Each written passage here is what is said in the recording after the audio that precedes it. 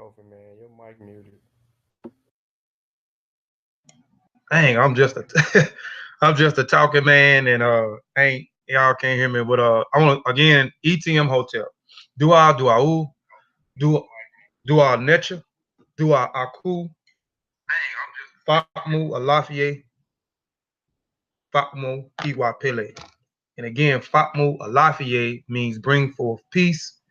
Fakmu Iwapele means bring forth good character. So again, as you come into the chat, please bring forth good character and bring forth peace. Today's presentation is going to be another installment. I know y'all probably tired of me doing the Gullah Geechee, but I'm just fascinated by the Gullah Geechee culture. So today we're going to be talking about the Gullah Geechee languages. And let's get into it. Let me share my screen.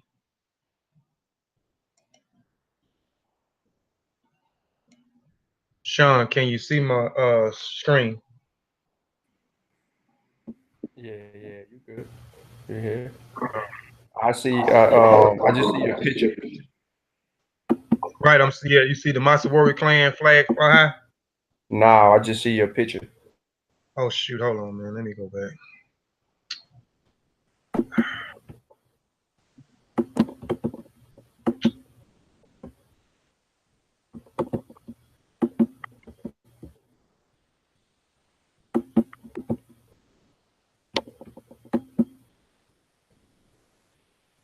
All right, what about now? Yeah, let's go. All right.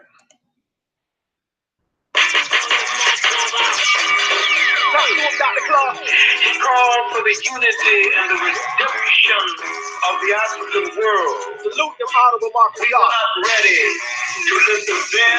They might not have been ready then. There's wonder whether we are ready. Ain't no doubt about it. To listen. We ready, baby. Now. Let's go. Yeah. Flag fly high. Flag fly high. Flag fly high. Let's get to the sky with the side to side. It's the flag fly high. Come on. Flag fly high. Flag fly high. Flag fly high. All the G's on the rise, all eyes are recognize the flag fly high. Hold it high. Let it fly.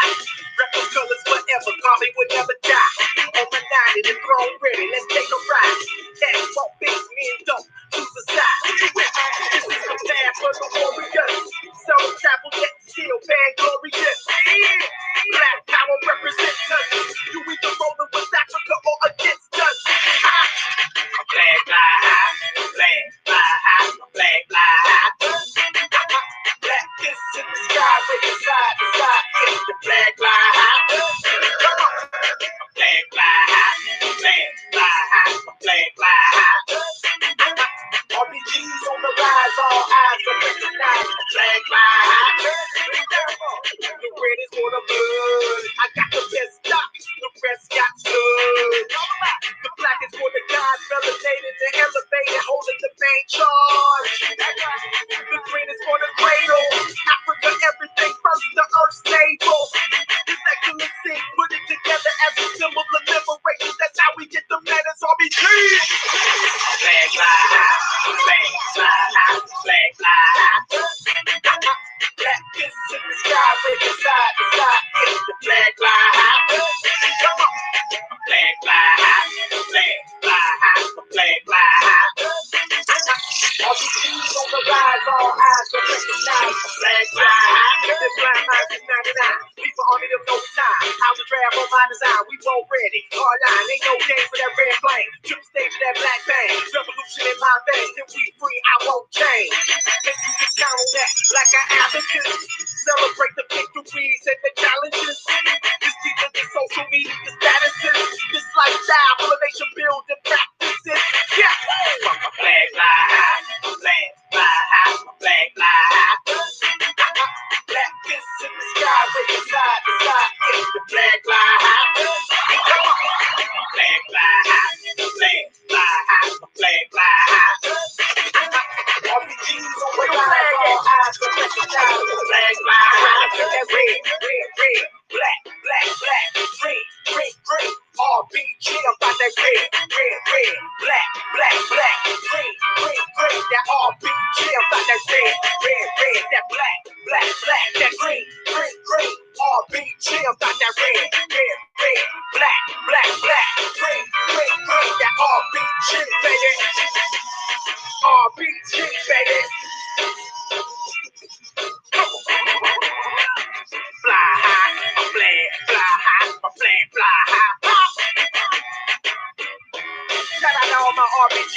worldwide.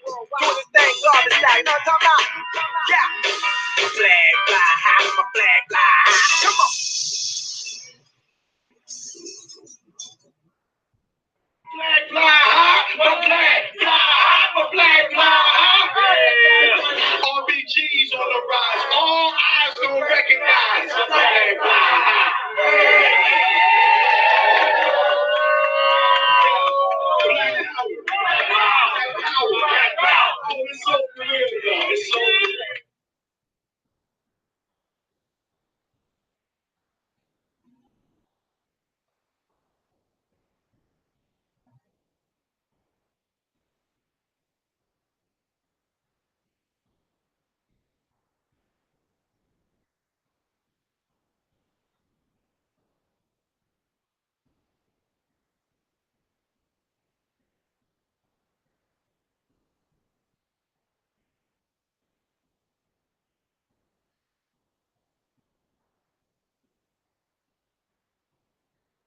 Flag still flying high. All right, today's presentation is called the Gullah Geechee language. Again, this is another installment, which is the fourth installment of the Gullah Geechee culture. Before I get started, I got my Ara Kareem, which means brother, Ini Haret Sean on the panel. I also have one of my Gullah Geechee brothers, Sosa, also is on the panel. That's my special guest for the day. He's going to be speaking a little Geechee for us later on in the show. Do y'all brothers got anything to say before I get started? I want to say anything to the family? No, peace to the panel, man, and peace to the family, man. I'm gonna go ahead and just fall back and listen. All right. ETM Hotep, Randy Sean. I said, welcome in peace. My name is Sean. I'd like to thank everybody for tuning in today to a powerful presentation. And I'm glad to have our brother on the panel with us today because he can answer some of the questions that he just heard. I'm pretty sure if he was tuned into Garfield's show just a minute ago, dealing with the Gullah, claiming that they're not African. And you know, we'll get into that later. But right now, let's learn, man. I'm here to learn. So. All right. Well, we're going to jump straight on into it. I'm going to promise, I don't know why we say this. We're going to try not to bore the family to death. I don't understand that anyway. I mean, what is boring about learning information? I mean, and a lot of us, we demonstrate good character. So with the Master Warrior clan, you won't see us attacking anybody or cussing anybody out or talking about your mom or killing your whole family. I guess we have to be entertainment in order for it to be boring, but we just like to give out solid information. But let's jump into it. As we get started, you know this is our chant, which was coined by our Kareem, Ini Haret Sean Calfunny. You know, we are at war with our culture. We at war with our heritage. So let's go to war.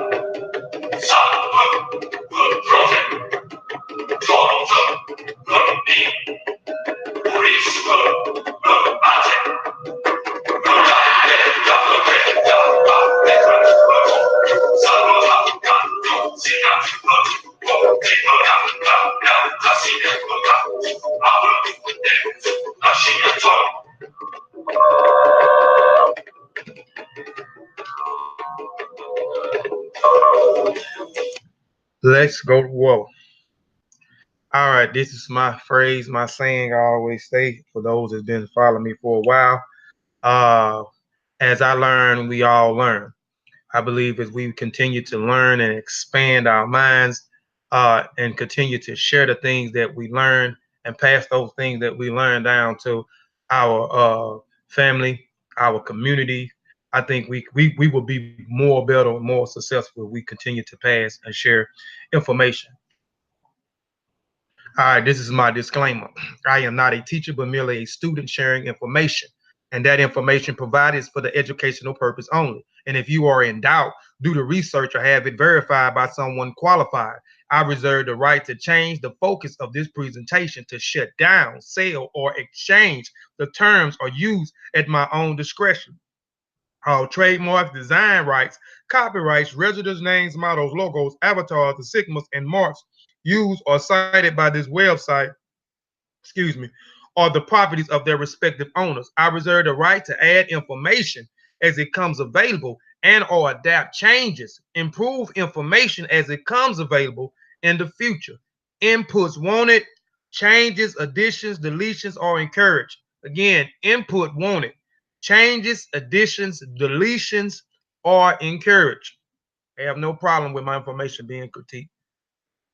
All right, before we get started, I want to give you 5 basic definition terms before we get into the presentation.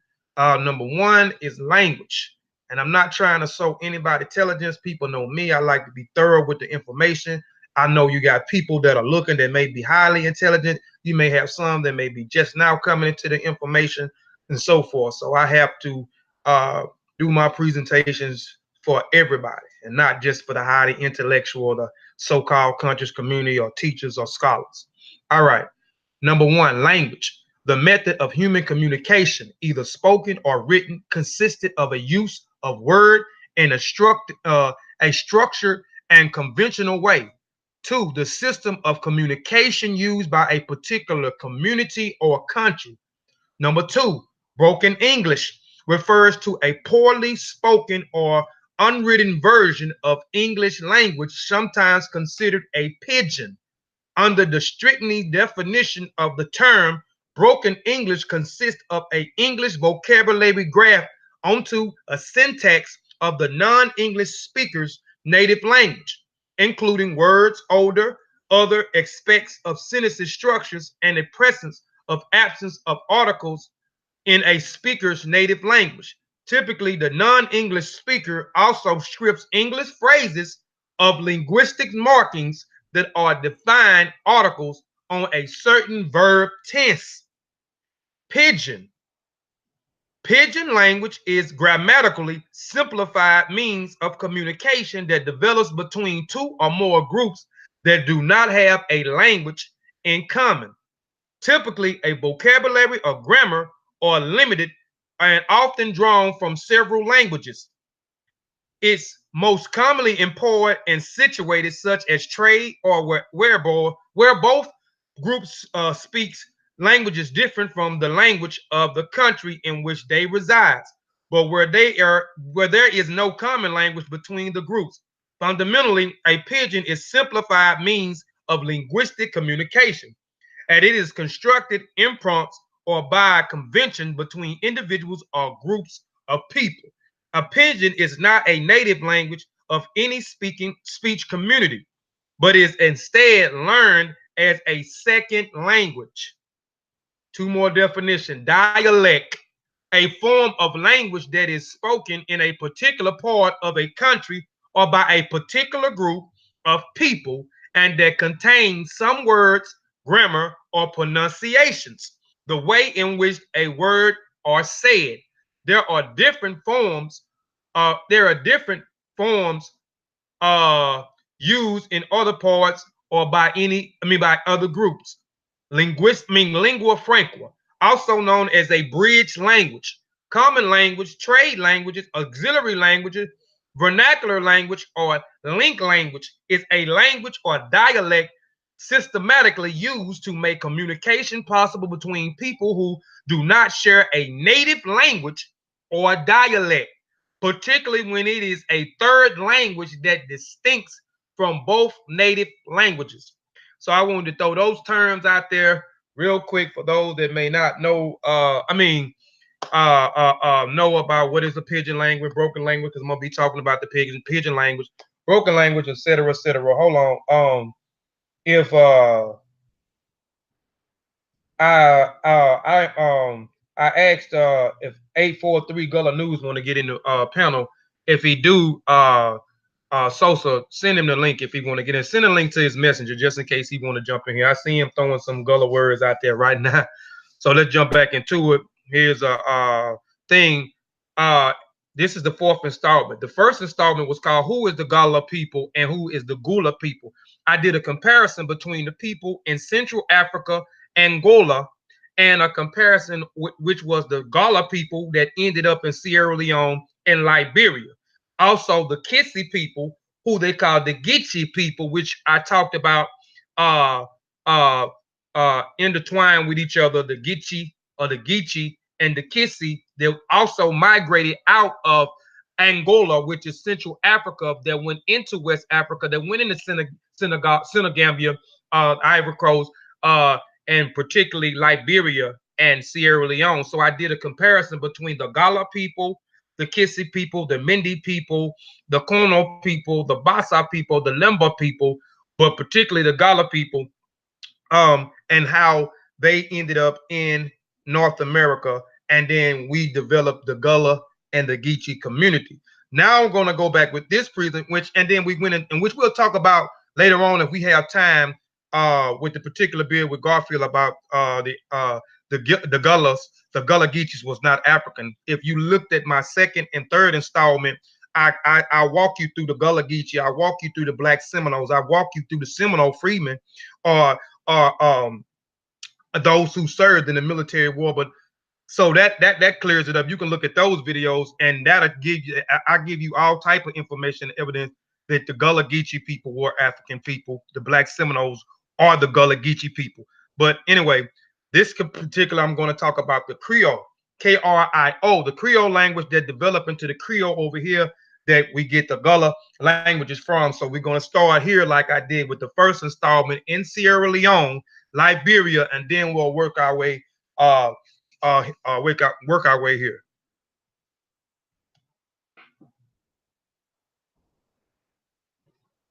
My bad.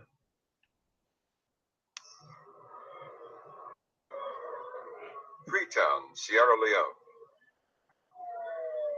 Here, the national language, Krio, is an English Creole spoken by everyone, including the president.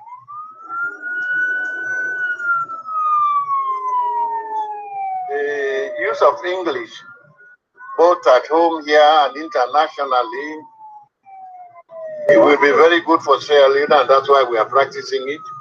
And the use of Creole locally, just as good.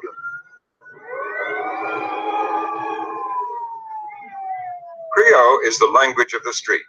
Like many of his people, President Siaka Stevens switches easily from standard English to Creole, depending on the situation. Hey, stop.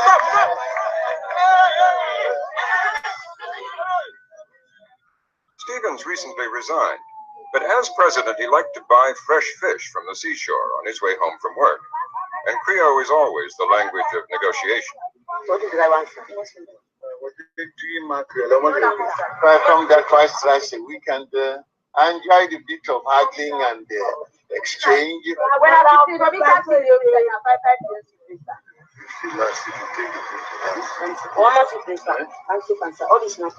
No, I don't want that. Where?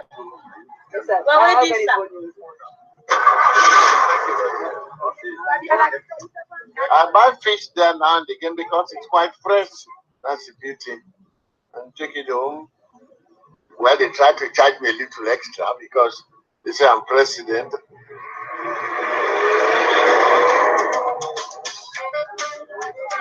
Krio is part of a family of African Creoles. Brought here by trade, Krio is being spread by trade. Olive Coker teaches English, but uses Krio in the marketplace. It includes universal pidgin words like savvy and pickaninny. Most of the communication in the market is in Creole. You can get things cheaper just by being nice to them, talking and begging most of the time. How much do you pay? Pepper? 20. So I think I will see one play. What do you pepper there? So oh, bandia, so they sell it. But just go for sell it. Oh, bandia, just go for sell it. One is smaller.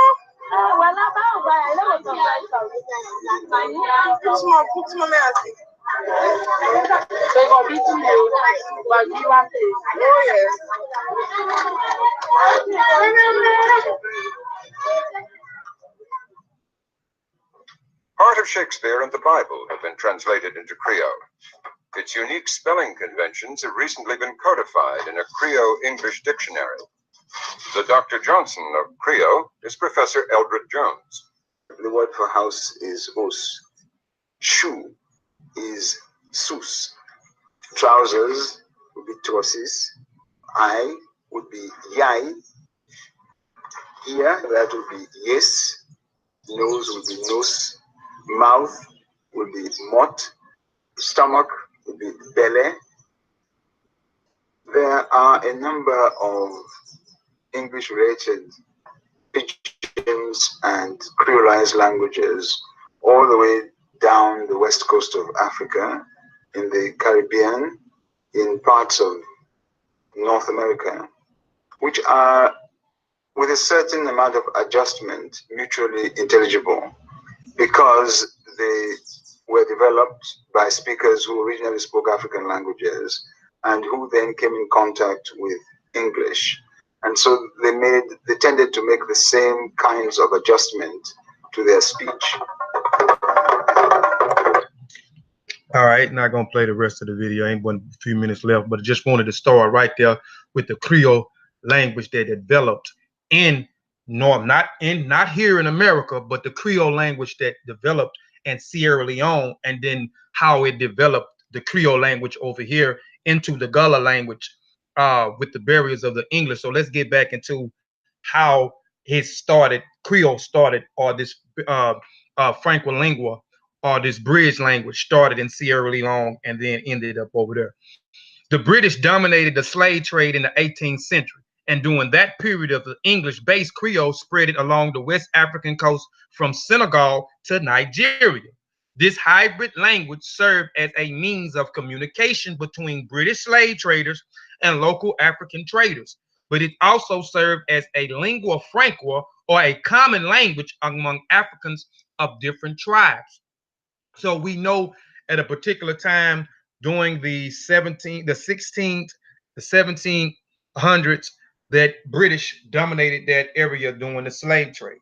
So in that particular time, they spoke English. So those Africans in Sierra Leone, Liberia, and other places was encountered by the English language. So they took that language and created this form of what they call Creole, this language where they use different loan words from other African languages with the English language to create this lingua franca and to communicate with other different tribes as well as with the British. Sierra Leone Creole, or Creole, is an English-based Creole language that is a lingua franca and a de facto national language spoken throughout the West African nation of Sierra Leone. Creole spoken by 97% of the Sierra Leone population and unites the different ethnic groups in the country, especially in their trade and social integration. And we know it was used, it was a trading language. So I might have spoke, let's say I might have spoke Bantu. Another person might have spoke well, I was finna say Bantu, but that's Bantu language. But just say let's Wolof. Just say Wolof and Bantu. So Bantu and Wolof. We were speaking this Creole language to trade with each other. You know, I may have something, I may have rubber, this brother may have some type of plant that I may need, and so forth. All right, Sierra Leone population unit different ethnic groups in the country, especially in their trade and social interaction with each other. Creole is a primary language in communication among Sierra Leone at home and abroad. The language of natives to Sierra Leone Creole people, or Creoles, a community of about 300,000 descendants of freed slaves from the West Indies, United States, and British Empire. We're going to talk about that. It is a spoken as a second language by millions of other Sierra Leones belonging to the country of indigenous. I'm gonna say that again. The language is a native to Sierra Leone Creole people or Creoles, a community of about 300,000 descendants of free slaves from the West Indies, the United States, and the British Empire. It is spoken as a second language by millions of other Sierra Leones belonging to the country's indigenous tribes. English and Sierra Leone official languages, while Creole, despite is a common use throughout the country, has no official status. The Creole language is an offshoot of the language and variations of English brought by the noble Scotian settlers from North America, the Maroons from Jamaica, and the numerous liberated African slaves who settled in Sierra Leone. After freed slaves, the Jamaican Maroons, African Americans, and liberated Africans influenced Creole. But the Jamaican Maroons, the Igbo, and the Yoruba liberated Africans were the most influential. Let's stop. Now it says that we talked about, it says the Maroon Jamaicans were in Sierra Leone. We had African Americans who left and went to Sierra Leone. We had liberated Africans who, after 1802 or 1803, after they banned the trafficking of slaves across the Atlantic Ocean, you had an African squad that was used on the Atlantic Ocean to stop those illegally trafficking slaves, so they would liberate those slaves, and they might have came from different places of Africa, West Africa, but they did not return them to their home because they couldn't speak the language and knew where they come from. So once they seized the ship, they liberated those Africans and they took them to Sierra Leone. So you got the Yoruba people that was in there, you had the Igbo people that was in there, you had the Mindi people that was in there, you had the people from Ghana that may have been taken from Ghana, people that might have been taken from the Ivory Coast, Senegal, Gambia, and so forth. Those different ethnic groups in Sierra Leone. We know in 1787, Sierra Leone became a free town. It became a free town with the pushing of Grandeville Sharks, Grandeville Sharks, who actually helped orchestrate that with a Timney chief who is the oldest, who say is the oldest tribe in Sierra Leone. I talked about the Timney people a little bit in the first installment. They was actually there before other ethnic groups migrated, and before the Gullah people and before the Kitsy people migrated out of Congo into that area. Then you so the first surgeons of people that went to Freetown were the African Americans who rebelled in the Revolutionary War and helped British fight alongside British with America. Later, they was taken into London. You had African Americans that was our ancestors that was enslaved, taken to London, taken to Canada, taken to London, Canada, and it was another place. Oh, and they taken to the Caribbean. They was taken to the islands. And some of those people that was taken to Canada was the Gullah people. Some of the Gullah people escaped from South Carolina. We know some of them when we talk about my second installment, St. Augusta, which was a free town in Florida where a lot of the Gullah people left and encountered the Indians and then became the Black Seminoles. That's why I say the Gullah people are the Black Seminoles. They are the Maroons. That Maroon only means wild or untamed or an escapee and so forth. But anyway, once those people, so the first group of people that was fought in the war that went to London after the revolution, the people in London, it was 414 people that went into what we call Freetown in 1787. That was established as Freetown, Sierra Leone, who was negotiated by a chief of a tribe called the Timney people or the Tyne people. Now, and during that time, we're going to talk about the Creole too, because the Creole also, when you talk about the Creole people background is majority of African, but they have a little of European descent, and that's due to us being over here and in islands and everywhere else. We know that they raped a lot of our ancestors. And during this voyage, there was 70 white women on this voyage going to London. After these women went on the I'm not even gonna go too far in the story, but just trying to give y'all some backdrop of the information before we go any further, because I know some people want to know who were the Nova Scotians, what North America got to do with Sierra Leone, what do Nova Scotians, which is New Scotland, which is in Canada, what Canada and what the Jamaicans or the Maroon Jamaicans got to do with Sierra Leone in the Creole language. So I'm trying to give you a little historical backdrop of what happened before we go any further. So the first group, just cutting it short, 1787, you had 414 individuals that went into what is called Freetown, that was pushed by Grenville Sharp. Afterwards, you had a lot of those people that left, they say, from Plymouth Rock to Sierra Leone. You had about 86 or 96 people that died. Go do the numbers. I can't remember exactly, but it was almost 100 and some people who died on the voyage over there. Then you had another almost 80 something people that died once they got to Sierra Leone. But you had 70 white women, and you had some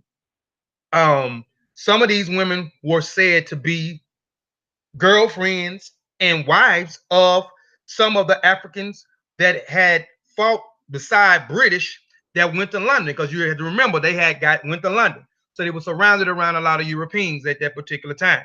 British gave them their freedom. So they was free in London, they was free in Canada, but they did have some harsh treatments in Canada. So that would cause the second verge. After a lot of those people died off and you had only 64 people left out of the 414, you had another surgeons, a group of people that called the Nova Scotians, who were the ones that fought alongside the British.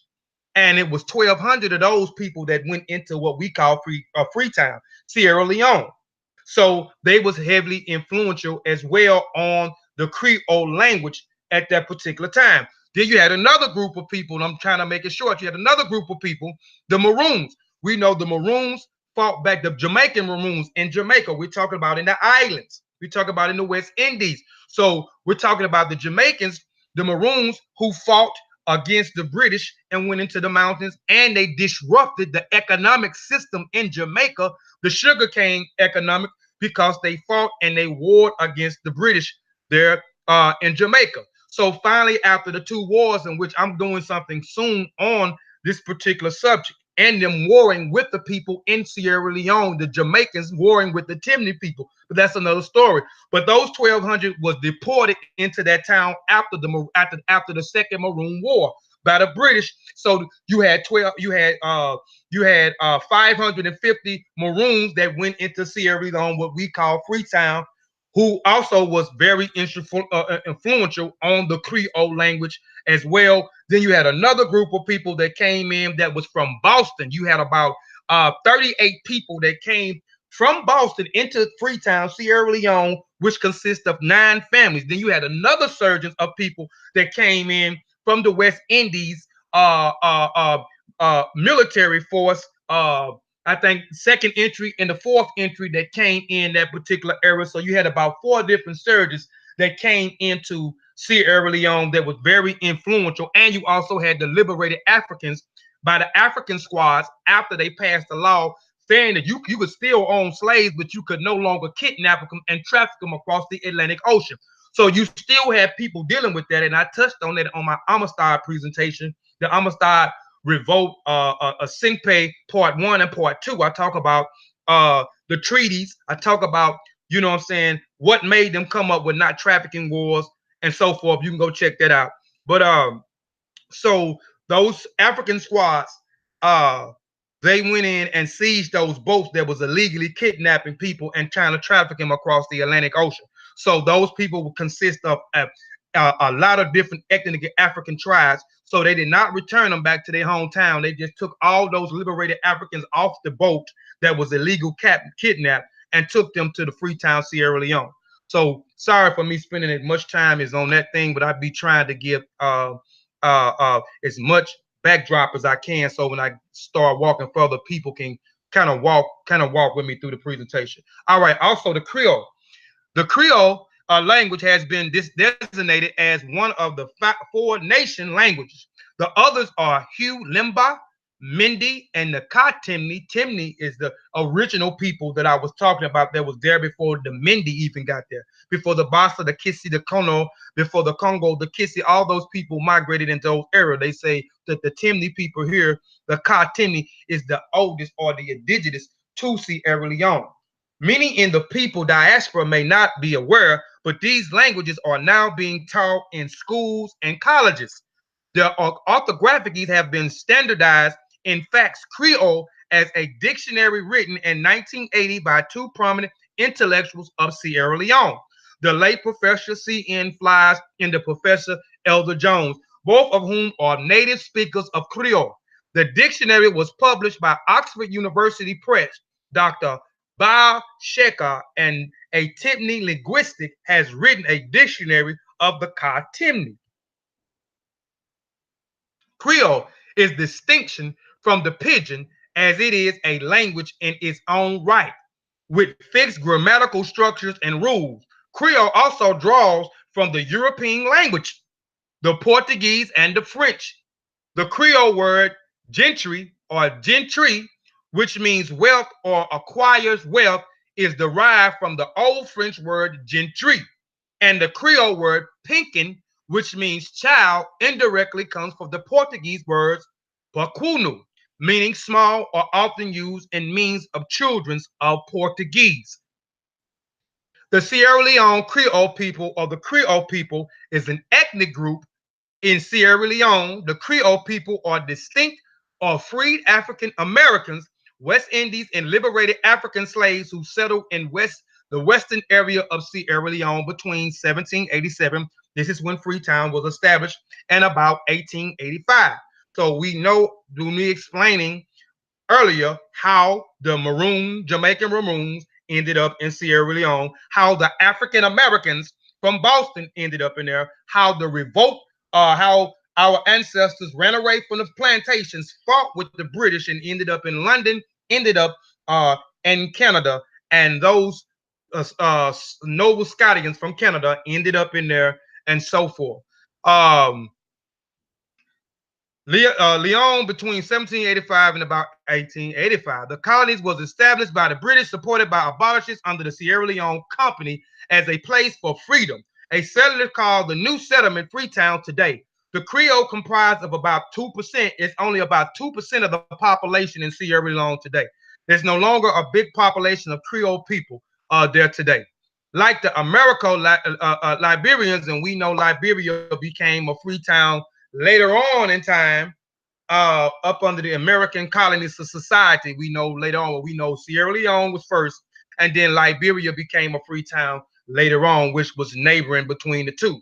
And a lot of the Gullah people, or a lot of the Gullah people that's in those sea islands in South Carolina, Georgia, our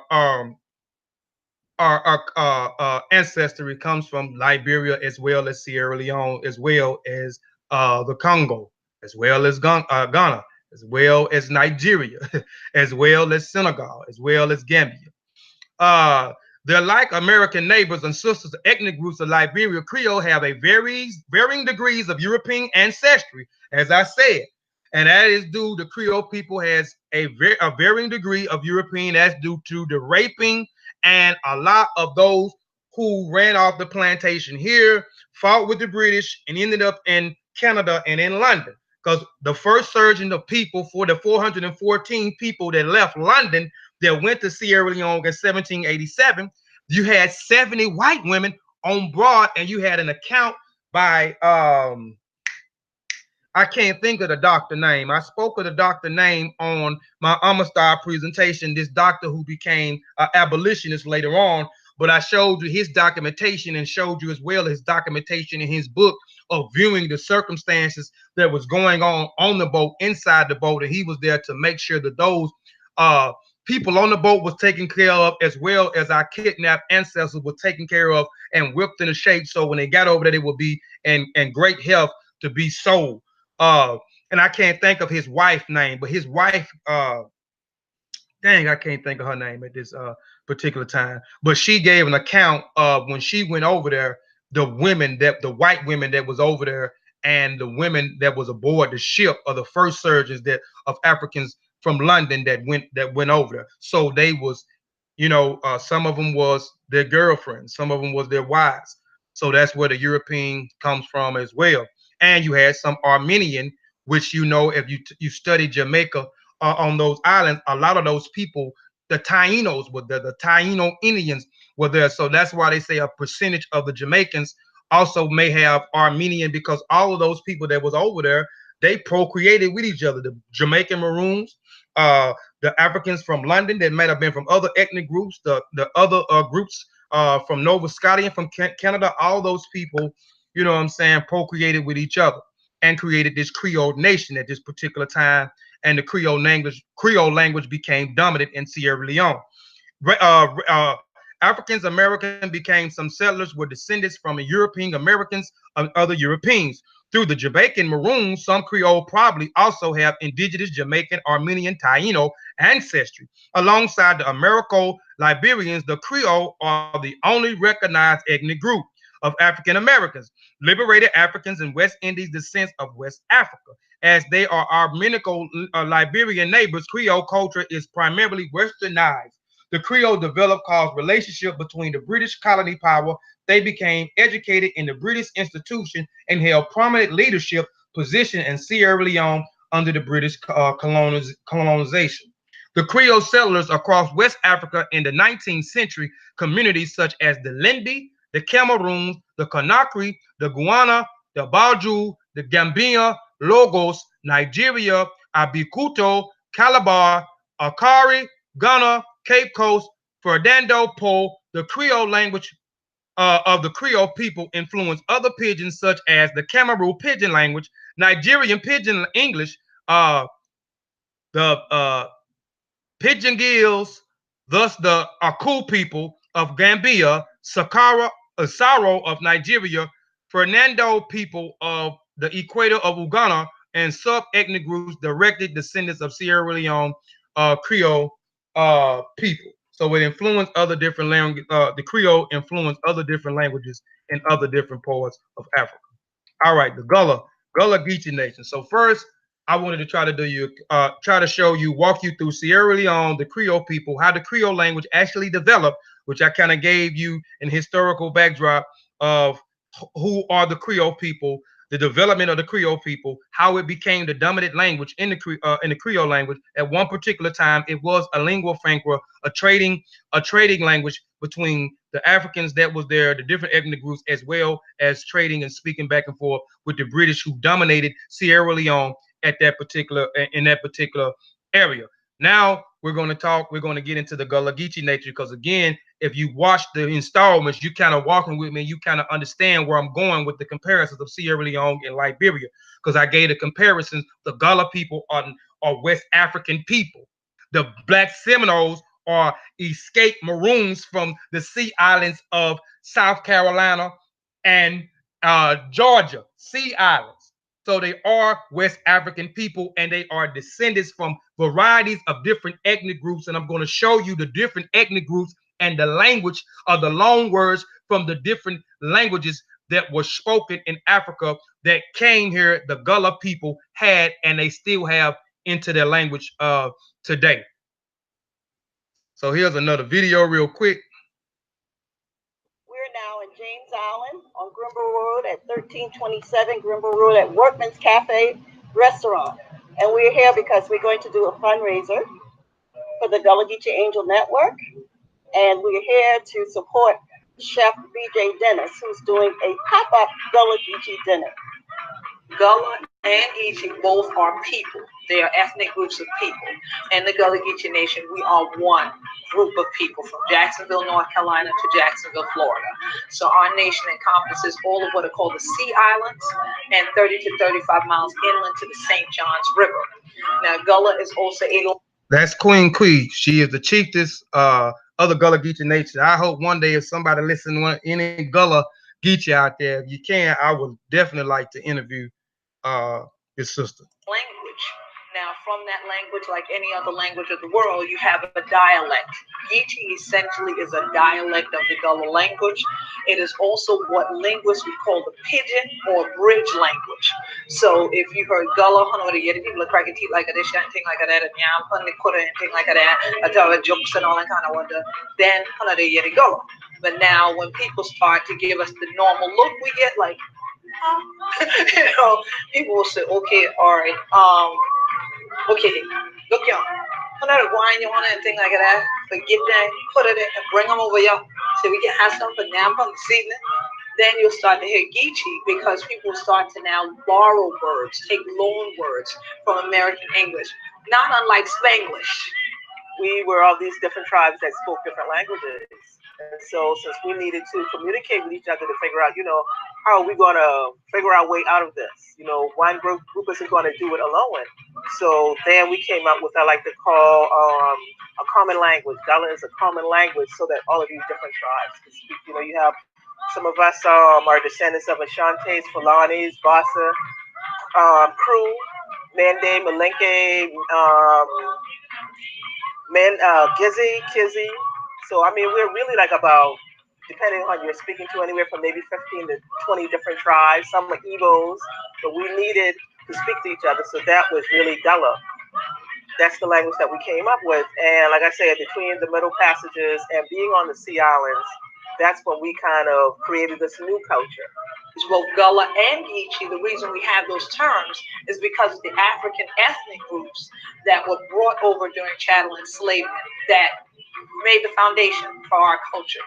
So we had Angolans who first arrived here directly from the motherland, that their name got cut off, it got sort of denigrated. You hear what she said? I spoke of this earlier, and she verifying this is the chiefess right here. She verifying what I said in my first installment about the Gullah people, the Angolians who left Angola, Central Africa, and the Kissy people who left Central Africa and went into West Africa. This is the chiefess. Into just being shortened to Ngullah. But when they sold our people in auction blocks, they would say, well, I have a cargo of Gullah for sale. So you first got that usage of the term Gullah about the people, but from Angolans. To be Gullah is to be fully aware of the connection you have with nature. And the land is a family member to us, and the waterways are our bloodline. So that has to do with every living element of it. So including the herbs and the bushes that grow, we do use them. We use them more to sustain your health than we use them to have to heal. We still go to the water, fishing, shrimping. We still hunt. In fact, I am just finishing up some deer meat. So those, that type of thing, so it's being self-sufficient from the land and the water. We still hold on to those things. Having your own land. When you have your own land, you always have a place to live. You can feed yourself, and then you pass it on to future generations. Well, I'm a head of state like any other head of state in the world, and my responsibilities as chiefess of the Gullah Geechee Nation range. They're not only as a spiritual leader, but also as a political leader. So on one evening, I might have an opportunity to sit and really engage with other Gullah Geechees and just relax and enjoy myself and celebration. But most of the time, I have to travel a great deal. I have to go to other countries of the world and negotiate. She's pouring libations. Talk about cultural preservation and continuation, talk about human rights. I also represent my people at the United Nations. And so there's any number of things that I have to engage in on any given day. I would say the difference between Gullah food and a lot of soul food is that with we being from the coast, seafood is big in our diet. Oysters, clams, conch, shrimp, creek fish, shark. That's big in our culture. So I would say, yeah, shrimp and grits, anything seafood. But like I said, there's a lot of food ways that's been lost. Like that we're trying to bring back traditions of taking shrimp heads and drying the shrimp heads out. This was done when my grandfather was young. They would take the shrimp heads and put them in the attic of the house, and it was so hot in summer they would just dry out. So in the wintertime, his mother would take it with a mortar and pestle, which is traditional West African thing, and pound it out to a powder, and you throw it into your broth. So you get this really aromatic shrimp bait. And you find in the churches they have a familiar clap. It's different rhythms at different times, and so it's a clap that gives us. It goes like this.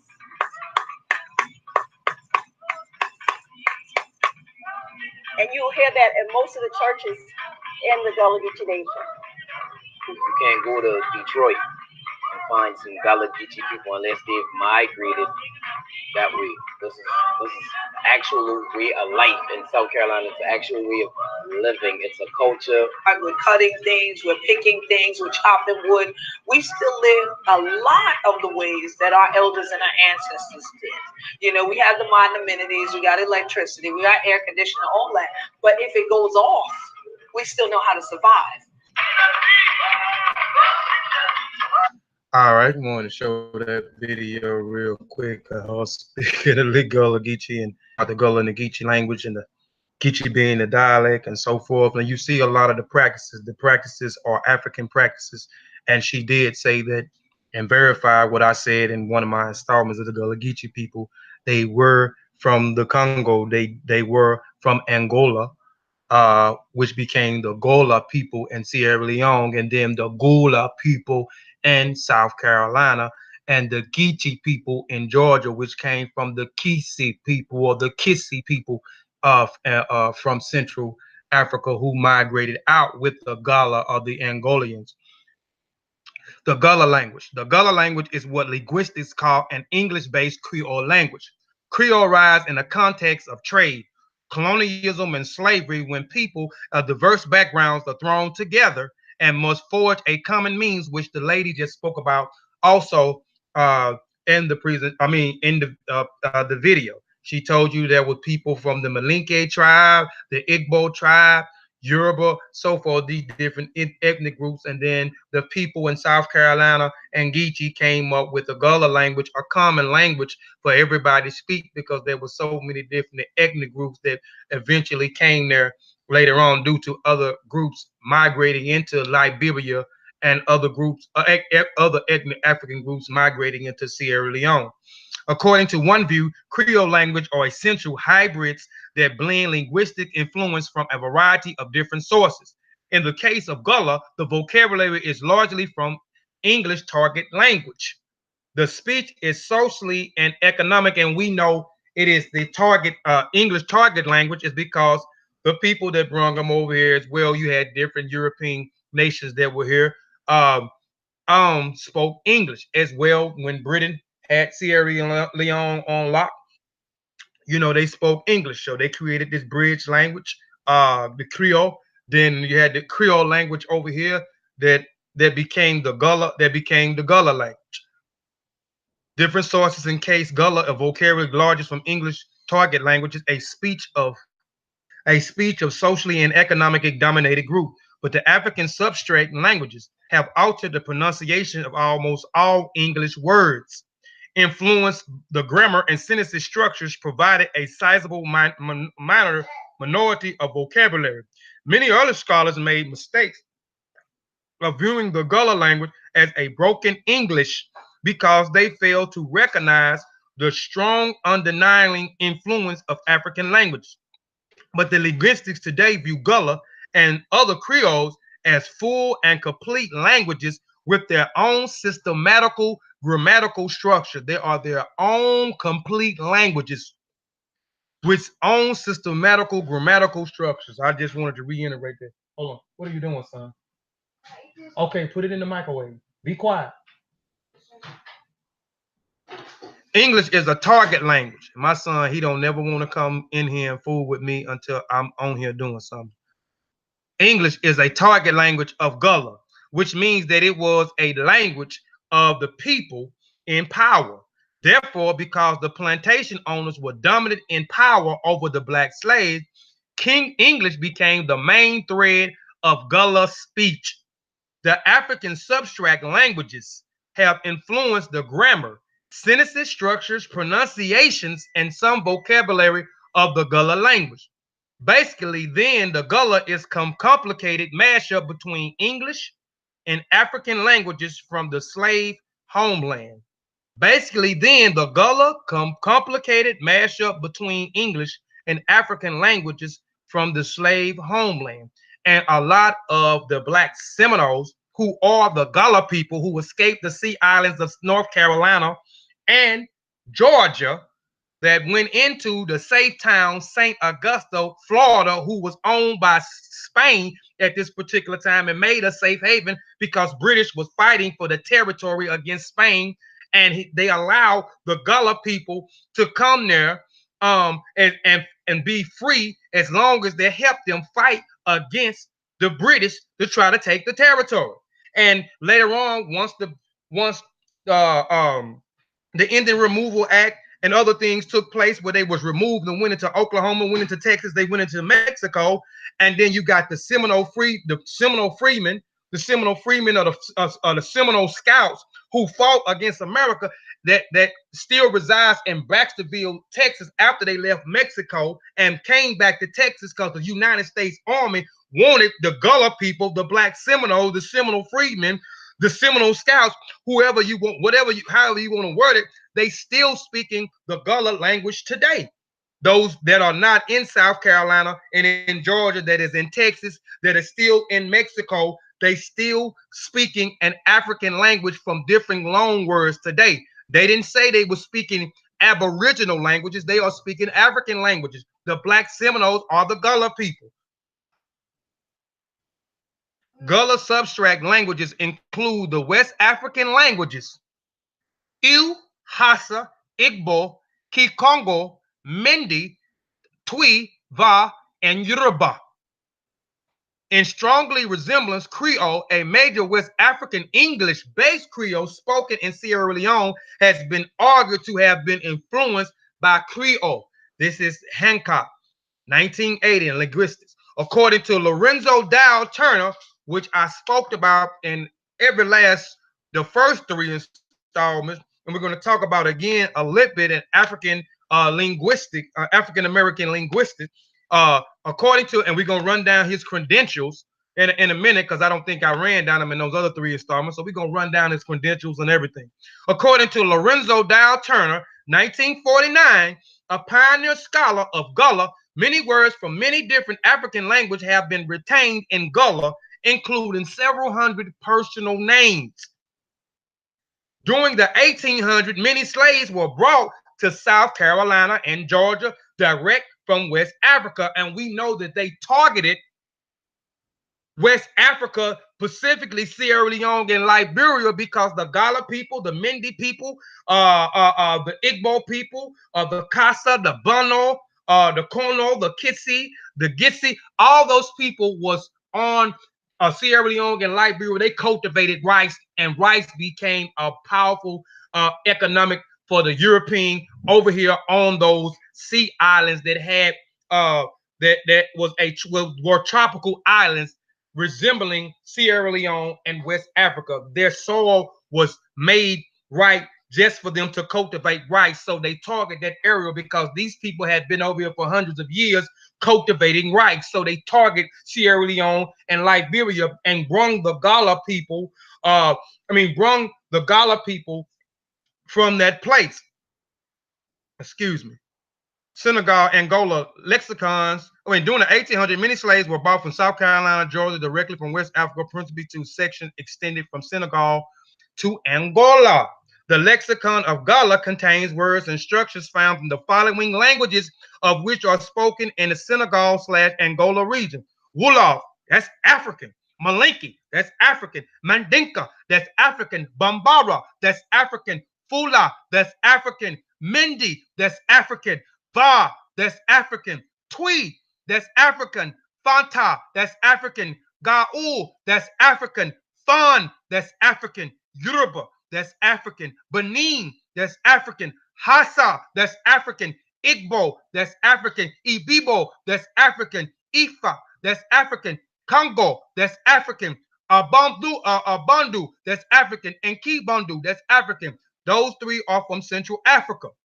Again, the Angolians, the Gullah people migrated from Central Africa. The Kitsi people migrated from Central Africa and the Congo region.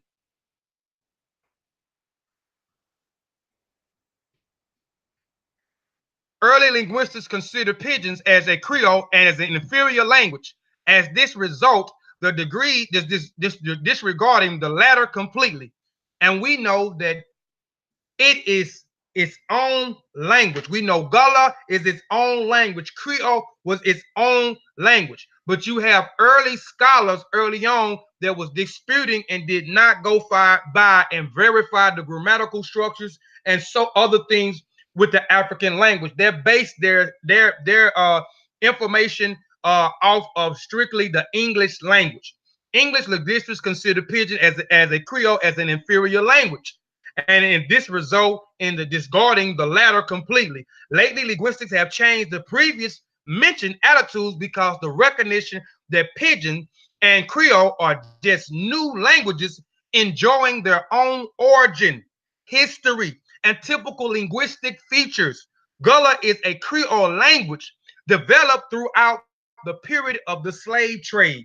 Until recently, Gullah has been depicted as corrupted and intelligible to the outsiders as a lack of grammatical structures such as plurality, cupolal, gender distinctions, inflected verbs, proverbial markers, etc.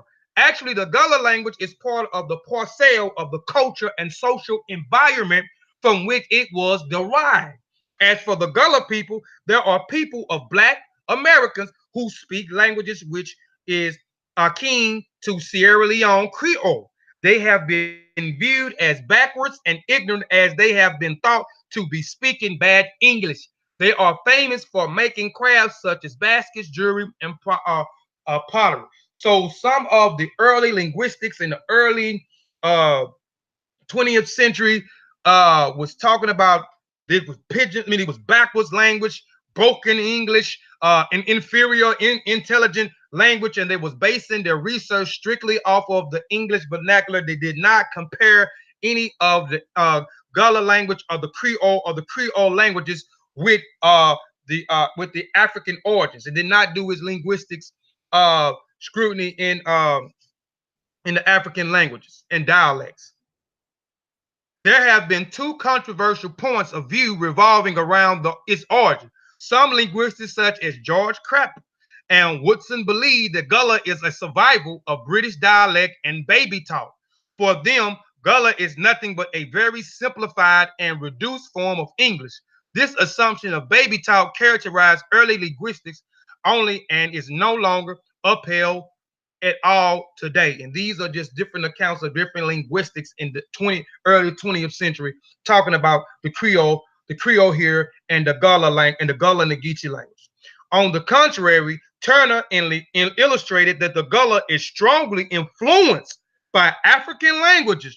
It says strongly influenced by African languages in many respects, such as the sound systems, systematic systems, grammar, vocabulary, and sentence structures. These are some things that these European linguistics did not do in earlier. That's why they made these ugly assumptions as broken English, inferior language, intelligence, or whatever languages and so forth. Languages in many respects, such as a sound, vocabulary structure. Turner assists that those linguistics have undervalued the influence of African factors in Gullah. This is because they have counted only on features that Gullah shared with certain British dialects of 17th and the 18th century and the baby talk mechanism that the European used while dealing with the servants. Thus, in order to solve any problem presenting in Gullah, the resort to the solution introduced by the British dialects and baby talk. Thus, linguistics who are interested in conducting a research to explain Gullah should acquaint themselves with knowledge of the African languages, which those early linguists was not acquainted with those African languages and did not go into it and compare it with those different Creole languages as well as the Gullah language, which are the native tongues of those people. Turner extensively researched highlighted that the Gullah contains over 300 loan words from many different African languages and approximately 4,000 African personal names.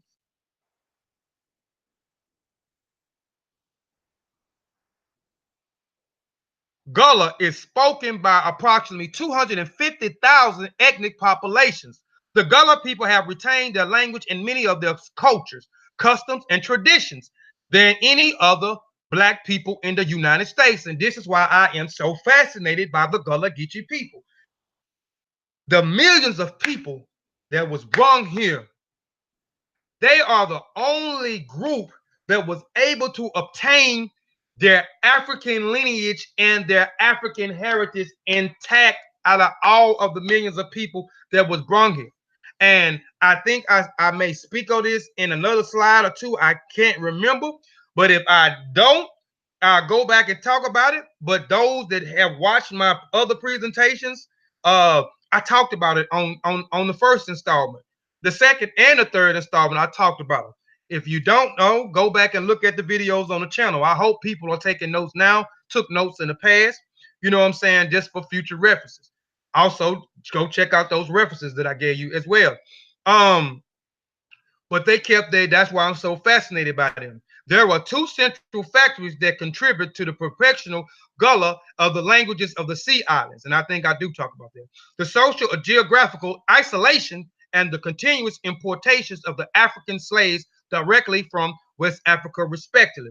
Gullah slaves lived in isolated communities and had a perceptual communication with the white people.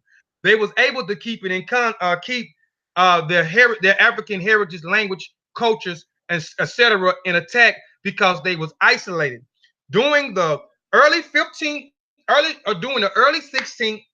the 17th, the 18th, the 19th century, and maybe the 20th century, the 19th century, you had, it was those sea islands, which consist of a lot of different islands in South Carolina as well as Georgia. There's a lot of those sea islands there.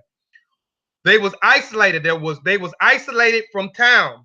Now you have bridges there, but in those times you had no bridges, no particular bridges. They had to take a boat to get to those sea islands that the Gullah people was on in South Carolina and Georgia to cultivate rice for them.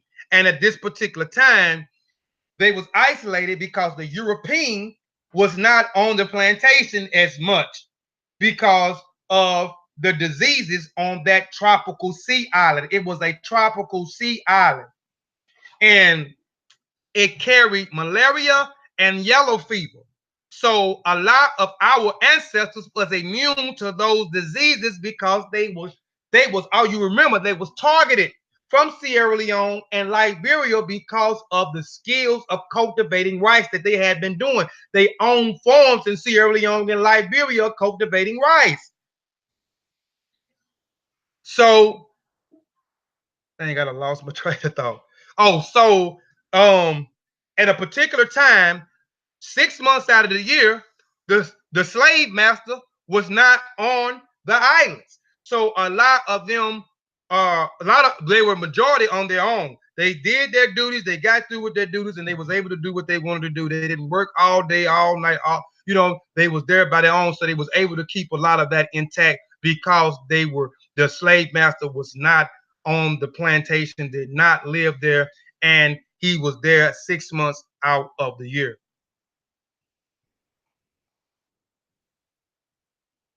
All right. So I ain't gonna even read that because I kind of just basically talked about that. Thus, the white planters used to leave their plantations completely throughout certain rainy months of the year, especially when fever was ample. Since the circumstances were totally unsuitable for the whites, this situation resulted in minimal numbers of whites on the island.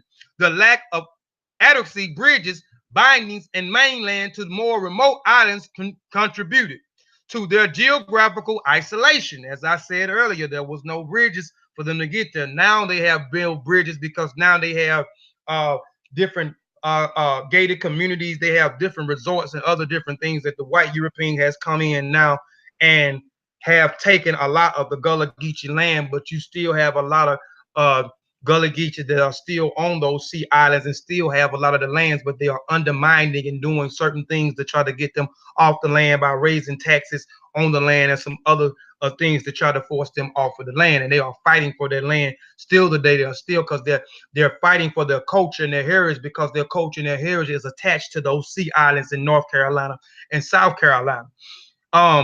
This consequently contribute to both the social and geographical isolation to the outside community.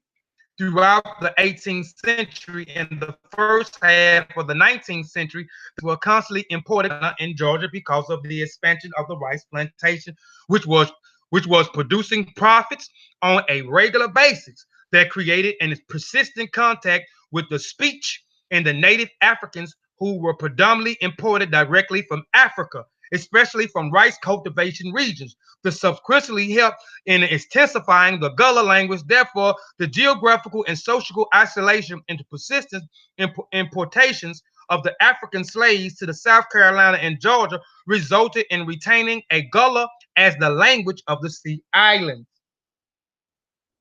Is Gullah decreolization? You have a lot of scholars that were saying that Gullah is becoming decreolized.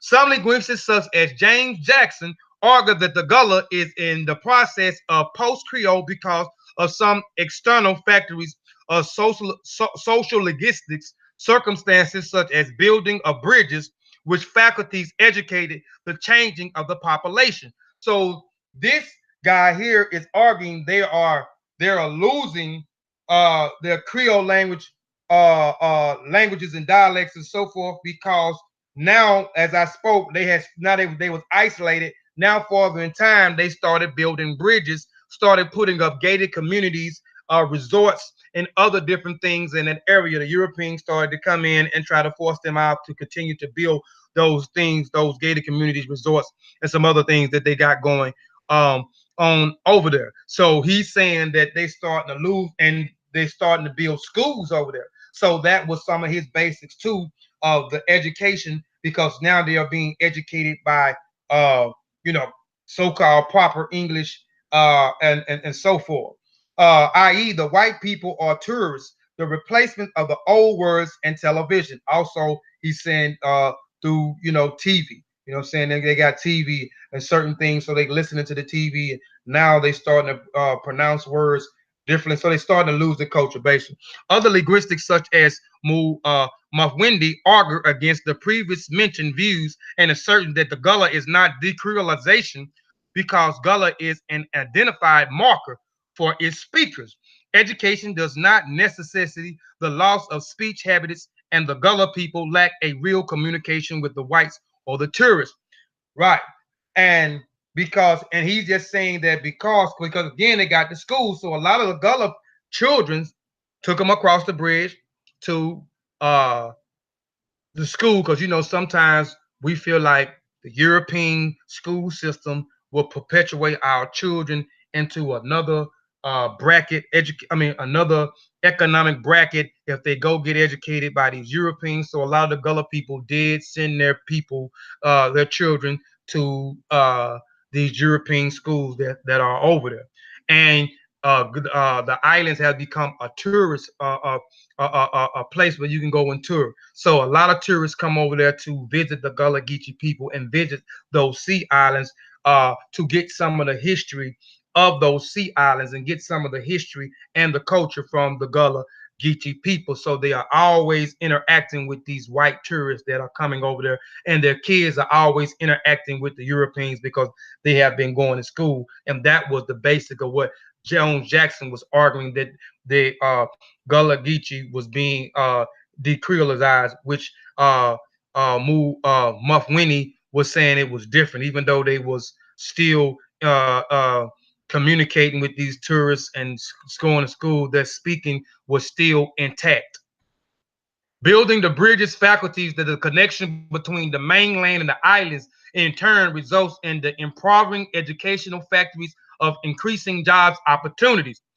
Jackson Jones elaborated that there were a lot of whites who had moved into sea islands to live there, as demonstrated by the demographic data, and the three was a large number of tourists visiting the islands. The consequently result corrosions of the racial and conventional structures of some of the islands, such as James and Jones, and that is the name of some of the islands, James Island and Jones Island. John's Island, I mean. A lot of common words among the older generations were not recognized by the young children. And there was plenty of, I mean, there was a lot of the sea islands over there, and specifically, you had certain islands were started to become predominated by a lot of white people on those islands. This was because the parents wanted their children to be well educated. In order to do this, the old vocabulary should not be based on to them. Their privileged state circumstances resulted in the collapse of solid social compositions of the communities, which in turn result in stimulating people to move up a social ladder and modifying the ways in which they use to speak toward standard English. Now, this is still the perspective of James Jones that I was talking about, saying that the Gullah language is being dang, I can't even get the word out. But M. Winnie and point out that the Gullah is a marker of identity, culture, and history. Moreover, it is an in-group code and its speakers for purpose of communication. He argued that education does not presuppose quitting the conventional speech habits. That's true. On the contrary, it is a perfect change for the educated people to get to know a variety of languages, which most African languages are bilingual, to which they speak many languages, can code switch. The education Gullah people could be treated as a snob by an islander if they forsake their speech habits. Thus, linguistics who claim the Gullah is decreolizing should have paid more attention to importance as in a group code and ethnic marker for its speaker. This is also supported by the Warthog states with regards to the code switching. Code switching can arise from individual choosing or be used as a major identity marker for a group of speakers who must deal with more than one language in their common pursuit. All right, Gullah English. Gullah English Creole. All right. So I got a few words here. You got in Gullah, which means I. Gongwi, which means going to.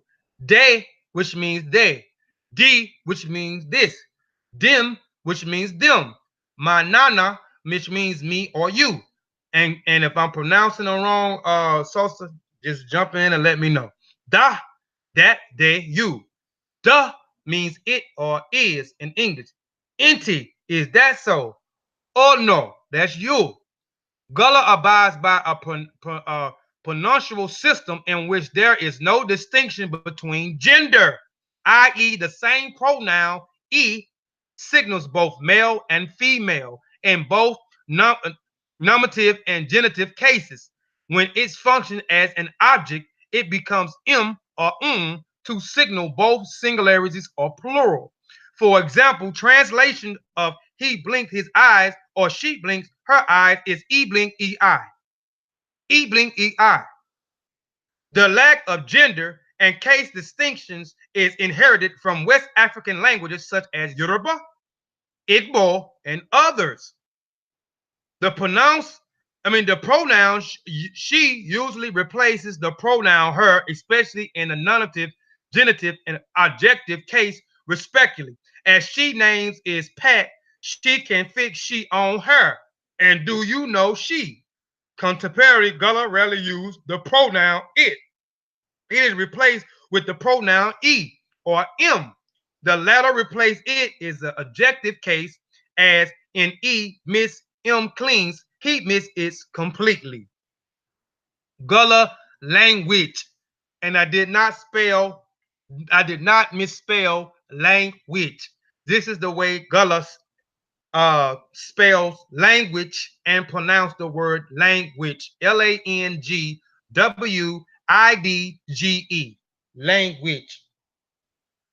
All right, Gullah. I got some more. Gullah and English. You got Biddy, which means bird. Dead clean. Dead clean. We got to get up dead clean. Dead clean. Dead clean means done. It means early in the morning. So you hear a lot of the Gullah Geechee said dead clean. Dead clean. You got crack teeth, which means talk. You have kuta, which means turtle. You have inyam, which means eat. You had vegetable, which means vegetable. You had fada. You know, and a lot of us say this today. Fada. Fada means father. I'm just having fun, y'all. Oman. Oman means woman in English. You got the Bukhra. Man, we got to get the Bukhra off our backs. The white man. Bukhra means white man. Titu means sister. Language means language. Swango means proud. Binni means sesame seed. All right, here's another video.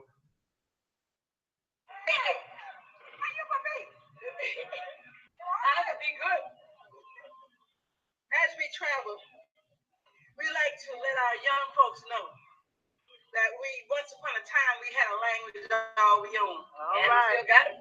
All we own. Well, first of all, we are the Geechee Gullah ring shoppers. That's it. We are embracing, preserving precious heritage. Yes. We want our young folks to know that they have a heritage, love, and determination. All right. Why? Because we have always been led by divine instincts. Now, hatred is not what we teach, but heritage. And we want our young, and they don't know where they came from. When they get where they go and they want to know how to act or what to do. All right. So this is why we travel across the countryside. Let them know that once upon a time we had a language all of our own. When they came across the deep blue sea from Mother Africa, they put us on different plantations and they had us all messed. She said they came from Mother Africa. She didn't say they was already in America. She said they came from let me stop picking y'all. Different tribes, different plantations. So we from the word that Master used to say. All right. And then we put our own language together. That's it. And we could stand on the grocery line, hold a conversation, like some of us do now. And no one would know what we're talking about. All right. That's it. All right. The other ethnic group, they had to talk about you or not. All right. Because they are laughing. And then when they go to school, they speak English. We should maintain our language. You know what I remember like yesterday? I remember like it was yesterday. When I first had to go to school. When I first went, this is what I did the night before. I go on in there and get to the shift room. I went to the dresser and I get me from and I bring them out there to the front room. I brought it to the living room. And you know I laid them on the lounge chair. On the sofa. Next to my brother Britches in the program. To my brother's boots and his pants. And 4 days next morning, 4 days, I get up. I got up. And I walked out on the piano, on the porch. Said to my great grandma, "What wonderful doing? How are you doing?" They said, "My joint hurt me. My joints hurt." Say, "We wonderful go. Where are you going?" I go to the store. You eat me ration. My food. So look here. I walked out in the yard. I said, "Had no cat, no car." See, this shit could have creeping across the yard. Turtle crawling across the yard. Going down to the school, I see two. One been stout and one been narrow. One was fat like me and one was skinny. And I tell you what, them women having the prettiest earballs, earrings. And I seen all kind of children. Our gal had a hand in the kimbo. That girl with her hand on her hip. And I seen a scab and a scoundrel. A little bad boy and a big bad boy. And you know what? I stayed in there. They said recess. I said, I'm going back to the gift house. And the first thing was refrigerator. Get yourself a belly washer. Yeah, bro. The rate. Now listen. We said joint, pint. All right, now pay attention to what she's saying right here. And I was building with my brother Sosa about this last week when I was talking to him about you hear some of the words that they're using. If you looked at the Creole language, Sierra Leone, the Creole language over here developed into the Gullah, they certain words are certain words certain letters they took out. So she's gonna explain. You hear her saying "yed" and other different things. They're doing that for a reason. When we talk about those vowels and those consonants and so forth, she's gonna talk about that real quick. Now, if y'all listening, Hold on, let me rewind it just a little bit. The old Now, if y'all listening to Hold on. Pint Point, Wine Point, Giant Joint, now if y'all listening, there's something going missing, isn't it? The old went on vacation, right? Yes. Now, understand this, we finally figured it out. All right. If O come before I, y'all listen good now. You don't pronounce the O. That's it. See. Now, if I say cat, car, and I say yeah, yard, I say land, lard, and I say start, what happened? R11. If A come before R, you know you don't pronounce the R. That's it. See, we thought they were speaking bad English. But they were just going real fast and forgetting the letter. Yes. That's what they been doing. And then they talk real fast. Want to come here? One of you all come here. Pick it up and chuck them over young. Which they call rapid talk. Rapid talk. Austin, we really got confused. Fast talk. Us just get you. We just got him. He one of we. He's one of us. And then see Deja is these programs are spent. We ain't gonna wear them. But we wear them so we can get us young folks a reality check. That's it. We want them to know that we wore these things in. Yeah. So they can wear them high dollar ones, you know, them Jordans and all them other things, you know, them high dollar sneakers, $50 and all that. So every now and then I put these by my son on. All right. So me and your great grandma and your grandpa, we wear these things in. Yeah. Master walking. He gave them to him because we were working. And I tell you what, if us fit the size 9 and he get a size 7, you know what else done? Thank you for paying. And then if we ball us toe up, that's it. And you know, man, have we done that? We asked him, you know why? Because we had to survive. All right. We had to stay here to tell the story. Yeah. And that's what we tell us, like our young folks now. Y'all better learn how to survive. All right. Now, if it means say yes, I know something, say yes, I know something. Yeah. And then talk about master. While us folks get on the plantation. All right. Yeah. We say ask the master and Mrs. But I tell you what, they've been only been able to listening. All right.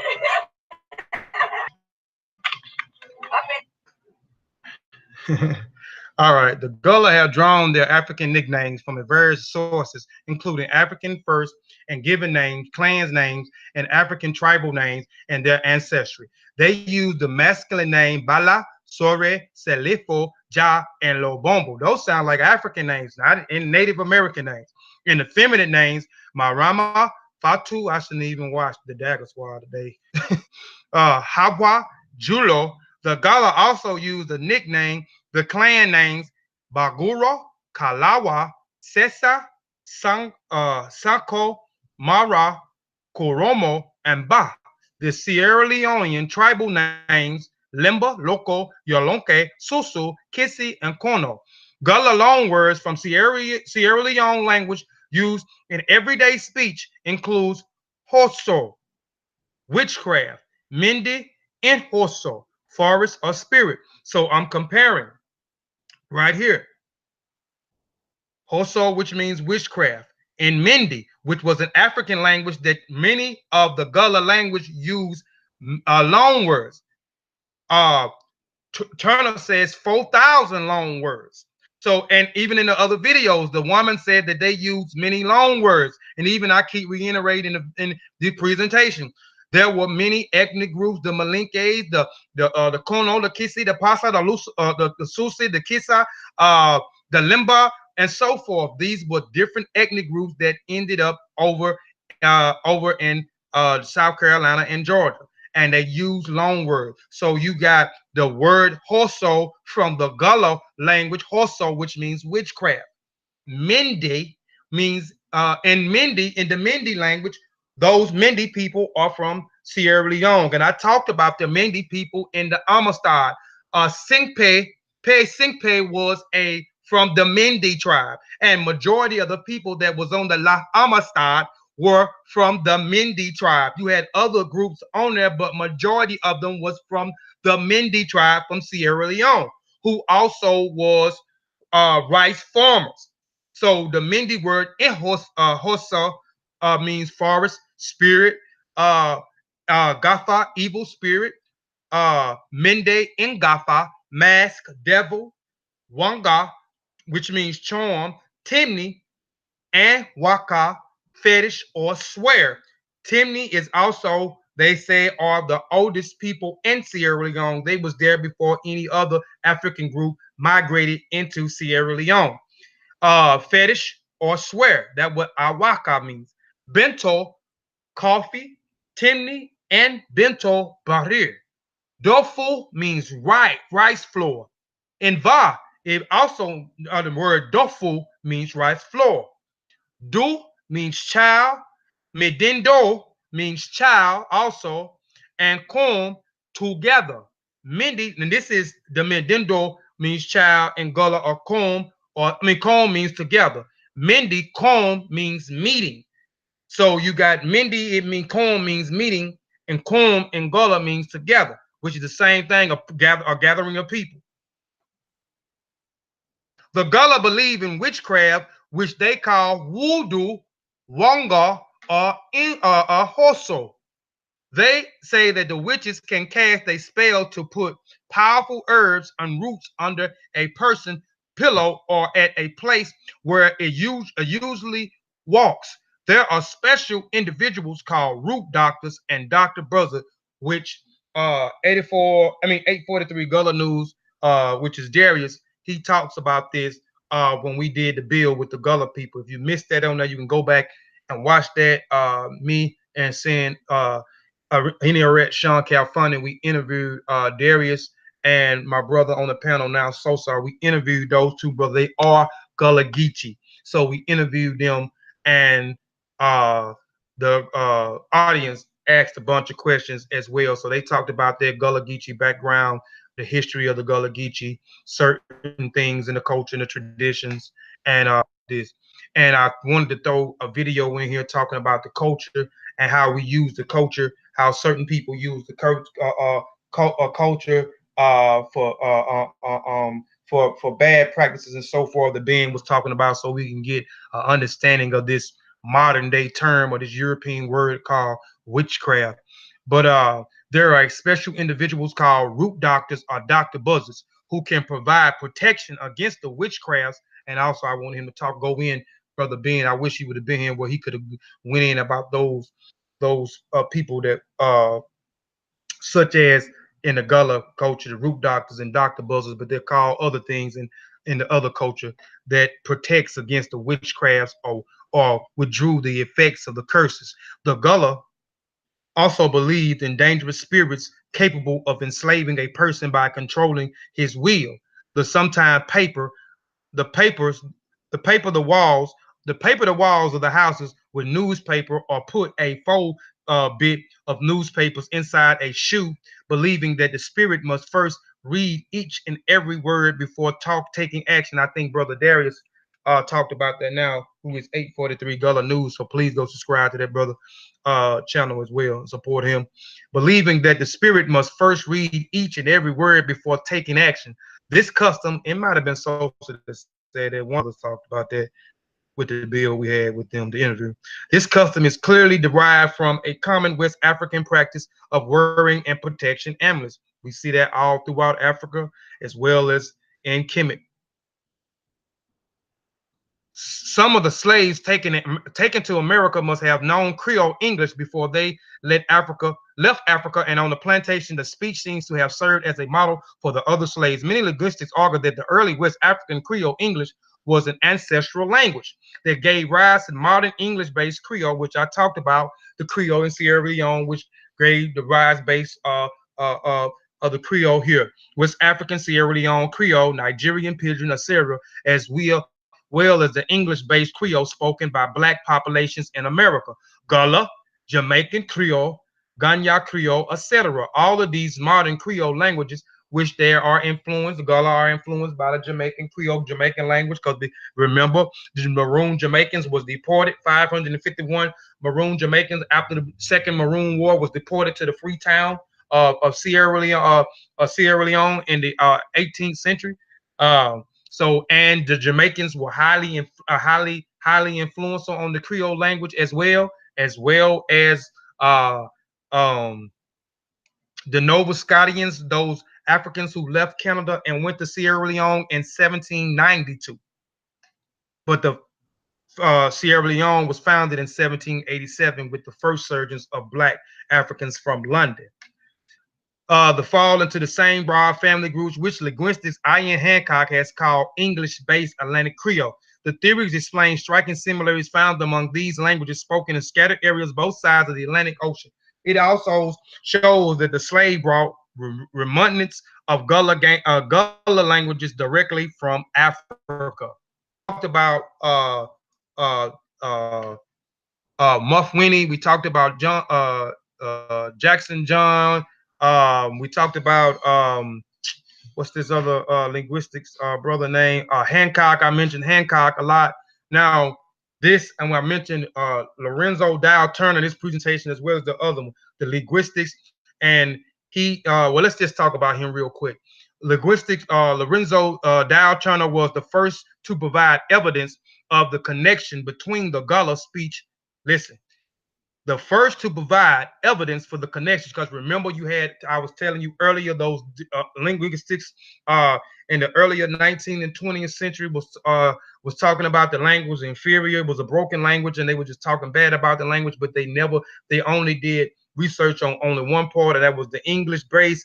They didn't do anything comparing it with the African languages, so that's what he did, and the Gullah created their own language. Not the English language, was their own language. It was not a broken English language, and so forth. So the linguistics, Lorenzo Turner was the first to provide evidence of the connection between the Gullah speech and African languages. He lived among the Gullah. He lived among the Gullah people for several years. So he also lived amongst the Gullah people for several years. He listened, recordings, writings, and speeches in the phonetic alphabet, and then compared his findings with that of the people of West Africa. He also relied on 27 informants who knew at least 16 African languages. He also acquired 30 African languages. He research took 15 years. 15 years. Now this wasn't overnight. And it resulted in Africanism in the Gullah dialect in 1969, which is his book, which was the first published in 1949. His research changed perceptions of the Gullah speech and the linguistic heritage of all African Americans. Lorenzo Turner, 1969, investigated the Gullah dialect in the South Carolina coastal community as Wakama, if I'm saying it right. That's one of the Sea Islands. James, another Sea Island. John's, another Sea Island. Wasamala, another Sea Island. Edisto, I'm saying it wrong. I know I am. St. Helen. Edisto, yeah. Edisto, okay. Yeah, just jump in anytime and correct me, brother. I'll tear some words up. St. Helen and Hilton Head, those are Georgia, were Darien, Harriet's Neck, Cephalon Island, St. Simon Island, and St. Mary's. There were at least 3 informants. 2 were over 60, and 1 was between 40 and 60, and 7 communities were he studied the dialects, both sexes were represented. So he went to all these other different islands, and it talks about his informants. So a lot of his informants came from those different sea islands of the Gullah Geechee Nation, and a lot of his informants was over the ages of 40 and 60, and they spoke other African languages and dialects. Both sexes were represented. Informants were interviewed and taped. Autographic sketches, narratives, and religious practice, folk tales, proverbs, superstitions, and recollections of slavery among the information obtained. So he lived there for numerous years, recording, studying the languages, their dialects, speaking to people in the community, understanding their culture, their traditions, their superstitions, and so forth. So he did this. Then he put out a book. I think it said like 15 years or so. So it took some time. So he was the first linguistics to come out, because you had those Europeans that wasn't doing the work with comparing the African languages. Linguistic studies by Lorenzo Turner have shown that the Gullah have maintained the language, and that was identical to one of the left behind consistence of a unique lexicon, syntax, and intonational, which could be described as an African Creole. This African Creole is confluence languages spoken along the West African coast, sketching from Senegal, Sierra Leone, and Cameroon. Recorded as slave traders have helped to establish that many of the Gullah people came from the country of Africa currently known as Sierra Leone. The most remarkable example of proof that Gullah was a language with African roots was recorded made by Professor Lawrence Lorenzo Turner, 1969 and 1931. He recorded Miss Amila Dawa of Harrison Neck, Georgia, singing a song phonetically. She did not know its translation. Later, one of his African informants from Sierra Leone recognized it as a Mende song sung during the funeral. Miss Dala's daughter, Mary Moran, was among the delegation of visitors who invitations to Sierra Leone by a former president, Joseph Moran, which they lived over in 1989, and then they made another trip in 1991. The documentary Family Across the Sea is on YouTube if y'all want to check that video out. Now, the song that the linguistics Dr. Turner, Lorenzo Turner, was talking about, that this woman was singing, she did not know the phonetic translation, but she was singing a song. This Gullah Geechee woman was singing a song in the Mende language, because again, the Gullah language it has a lot of long words from different other African languages, and you had other ethnic groups that spoke Mende, that spoke Kimbumbu, that spoke Bantu, that spoke Wolof, that spoke Malinke, that spoke all these other different languages and so forth. So here is the song that she was singing right here. It's a Mende song. I'm not gonna read it, but I'm just leave it up here for a second. You have top and you have the English here at the bottom. So this is the Gullah song that was translated by one of also an informant from Sierra Leone that Dr. Turner made contact with, that translated, that verified that this woman that was singing a song was a Mende song from Sierra Leone. All right, Lorenzo Turner was an African-American linguist, just running down some of his stats. Linguistics who headed the English department of Harvard University at Washington. So he was the head at the English department of Harvard University in Washington, D.C. from 1920 to 1928, and later headed the English department of Fisk University, 1929 to 1946. His accomplishments within the career in accommodating academically includes a creation of the African Study curriculum of Fisk University in 1943, and participation in the early African Studies program at Roosevelt University. Beginning in 1946, Turner is best known for researching on the Gullah language and dialect, a provincial language spoken by the descendants of African slaves in coastal South Carolina, Georgia. In later life, Turner played a role in finding and trading programs for Peace Corps volunteers going to Africa. Lorenzo Dow Turner was born on October the 21st, 1890 in Elizabeth City, North Carolina. His parents, Rook Turner and Elizabeth Freeman, emphasized the importance of education while raising Turner and his three brothers. Rook Turner earned a master's degree from Howard University, and two of Lorenzo Dow Turner brothers also earned graduate level degrees in 1940. Which was unusual for that time. Lorenzo Dow Turner earned a master's degree from Harvard University. So he got his doctorate. He got his master's degree. From Harvard University in Massachusetts in 1974 before enrolling in the University of Chicago, Illinois, where he earned his PhD. That's why I called him Dr. Lorenzo Turner, or Dow Turner. So he has. This is his credential: English literature, 1920 from 1917 to 1920. Turner about Harvard University. After leaving Harvard University, Turner unsuccessfully tried to establish a Washington Sun paper, which closed within the year. All right, this is another linguist. H. Hare, a British historian, later published a reviews on Dr. Turner's work, because he started looking into Dr. Turner's work after Dr. Turner's discovery of the Gullah Geechee language and comparing it with all the other different African languages there. So he started to do research on Dr. Turner and his works in which he noted that Sierra Leone language have made a major contribution to developing of the Gullah language. Dr. Hare pointed the astonishing fact that all of the African texts known to be preserved by Gullah are languages spoken in Sierra Leone. Mende, which accounts for most of the African passages collected by Turner, is spoken almost entirely in Sierra Leone, while Va, which is also another ethnic group, Africans in Sierra Leone, and the Pacific dialect of Fula are found on the borders within Liberia and Guyana. But Dr. Hare also noted that the remarkable large portions of the 4,000 African personal names and loan words in the Gullah languages come from Sierra Leone, which I showed you a lot of the African names that the Gullah have and so forth. And they also use names from Ghana because they went into Ghana as well and then went into Liberia and Sierra Leone. And you know, a lot of the namings for the people in Ghana, specifically the Akan people, they use the different names other days. Like my name is Kofi Pikeside. That is an Akan, and it is an Akan name. Firstborn, born on Friday.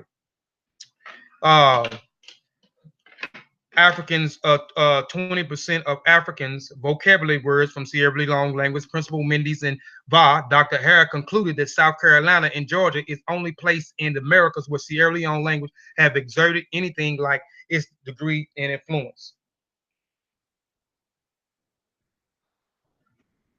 As the West Africans, I'm almost done too, family. The West African Creoles, English of the slave trade area gave rise to both Creole and Gullah, as well as many other English-based Creoles in West Africa and the West Indies.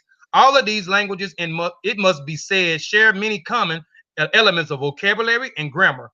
Sierra Leone Creole expressions such as bigya, greedy, panta, on top of, on that, who, or udat, who, and usa, where it almost sound like that who that chant they be doing for y'all football watchers for New Orleans Saints.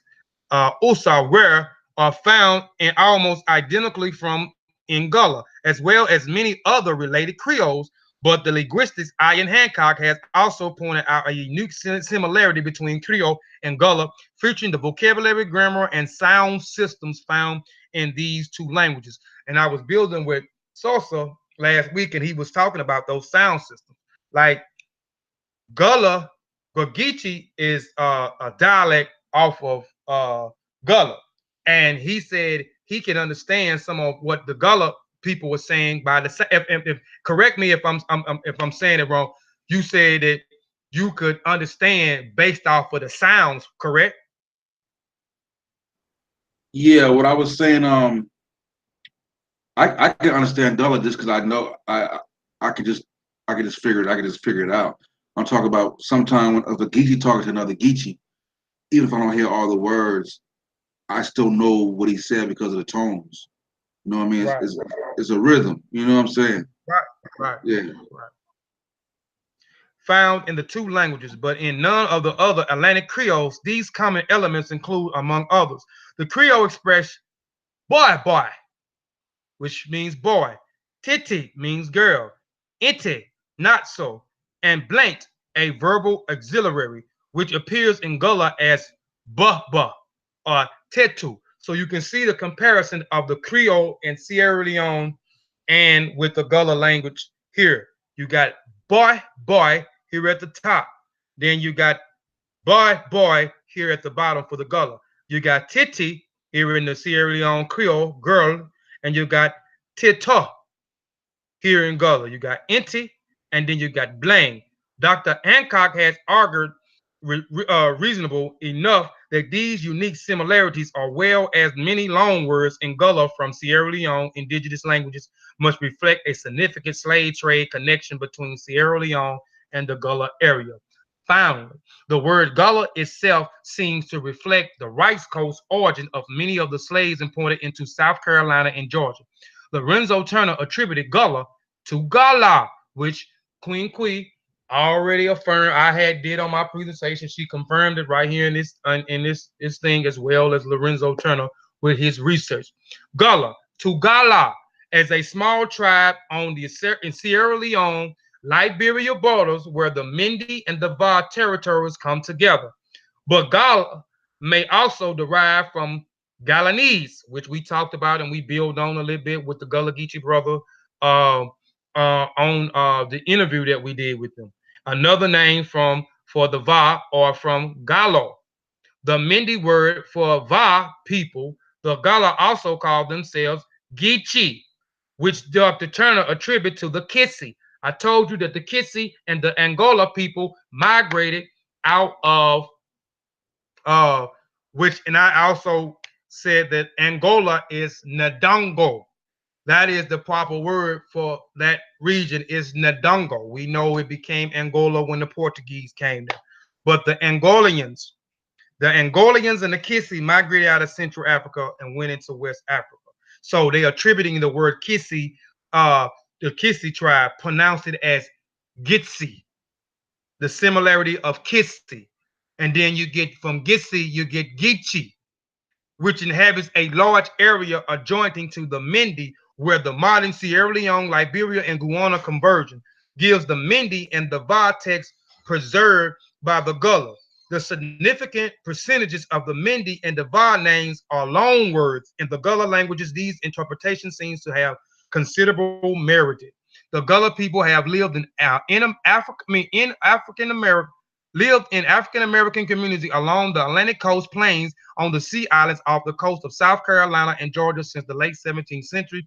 The coast strips of 250 miles along the 40 miles wide consist of a low flat island separated from the mainland by salty creeks, islands that could only reach by boat. That was at that time. Back then, the Gullah lived in the isolation from mainland areas, which were very similar to the African countries from whence they came. Climates and geographical enables them to preserve and maintain a strong identical and African culture, values, and language. The Gullah immunity to many of the diseases that plagued their slave masters gave them autonomy to develop their own culture. They were also familiar with the use of plants and for medical purposes. When the first epidemic of yellow fever struck Charlton in 1691, of 178 deaths, only one was black. Between 1817 and 885 whites and only 58 blacks died of yellow fever and Charlton. And that is because we were immune to those diseases because we come from a tropical continent.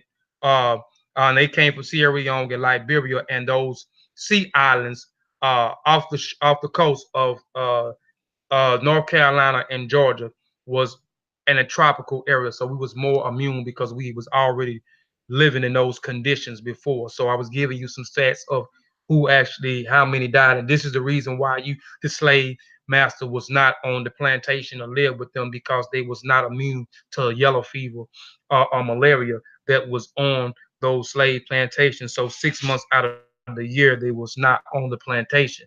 The Gullah people have lived in Africa. I went back to the same thing. All right. And this is my last two slides. There seems to be a confluence of naming traditions among the Gullah, which, you know what, I'm not even finna go through all that because some of this is reiterating what I wanted to was talking about, but I wanted to try to give you some similarities too between the Kubando, which is from out of Angola, which the Angola and the Kissi people came from. But I just leave it here for a second. I also have the syntax examples out of Dr. Lorenzo Turner's book that he put out in 1949, 1941, one of those things, and so forth. And this was just a little bit other than that. There was a use of highly and mid tones at the end of the declaration sentences, which brother just talked about the tones, him recognizing the tones. The tone falls or is low in English declaration when no special meaning is intended. The use of the level tones high, medium, or low throughout the statements. The alternations of low and mid or low and high tones throughout a statement. The use of tones that fall from high and mid range in a question or statement. The use of tones that rise from low and mid to high or from low and mid. This only occurs in English when some special meaning is implied.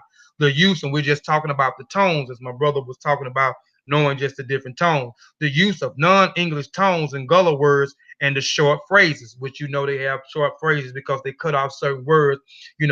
Again, if you go back to the word car or you go back to the word yard, when you go to car, they say car. You go to yard, they say yard. So the R is taken out because A becomes before R. So they shorten a lot of the words, shorten a lot of phrases, and they created this rapid fire talk. When you heard Queen Quee talking and how she was talking, I'm gonna let my brother speak in a minute. They were speaking with this rapid fire. So, and with these different tones, the use of level tones at the end of a question, the use of rising tones at the end of a declaration sentence. This is a characteristic of the Gullah and several West African languages. So that there includes my presentation. I hope the presentation was fully impact with some information. I hope people learned some more about the Gullah Geechee people. If you're not familiar with those other three presentations I did, as well as the interview, go check out those three presentations, which is on the Mossy Warrior Clan channel.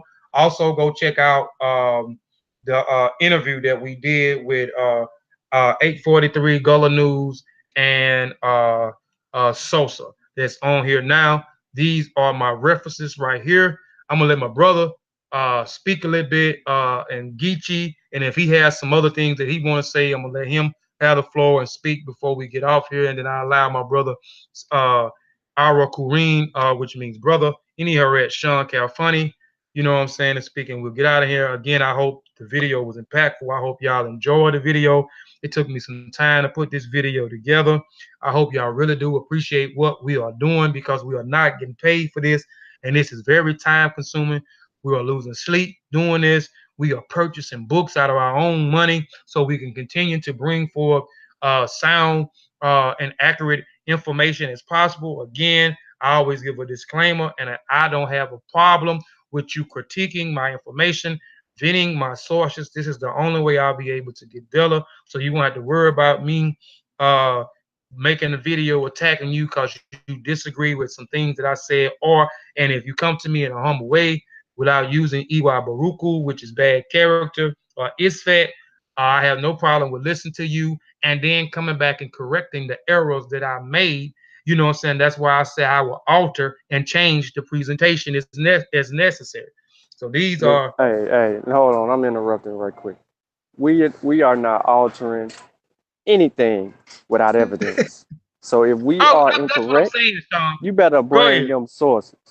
We ain't bound down to nobody. We take all the time out. We do the research. We read. We deal with primary, secondary, tertiary sources. We're gonna get to the bottom. We're gonna come back and get to the primary. What we don't know, trust me, we ask. We ask and we get our answers and we build on that. And teams win. So we're gonna back up the scholarship. So if any of y'all have a problem with anything that has been presented on anything dealing with the Gullah Geechee and all the other presentations on our channel, we are looking for you to critique that work and provide a better argument. And we will pay attention to your argument and we'll deal with it. But if you want to be disrespectful, hey, we like that too. But he ain't gonna deal with it. He ain't. I'm gonna say that. But we got somebody to deal with that. Yeah, you know me. I ain't gonna even waste my energy.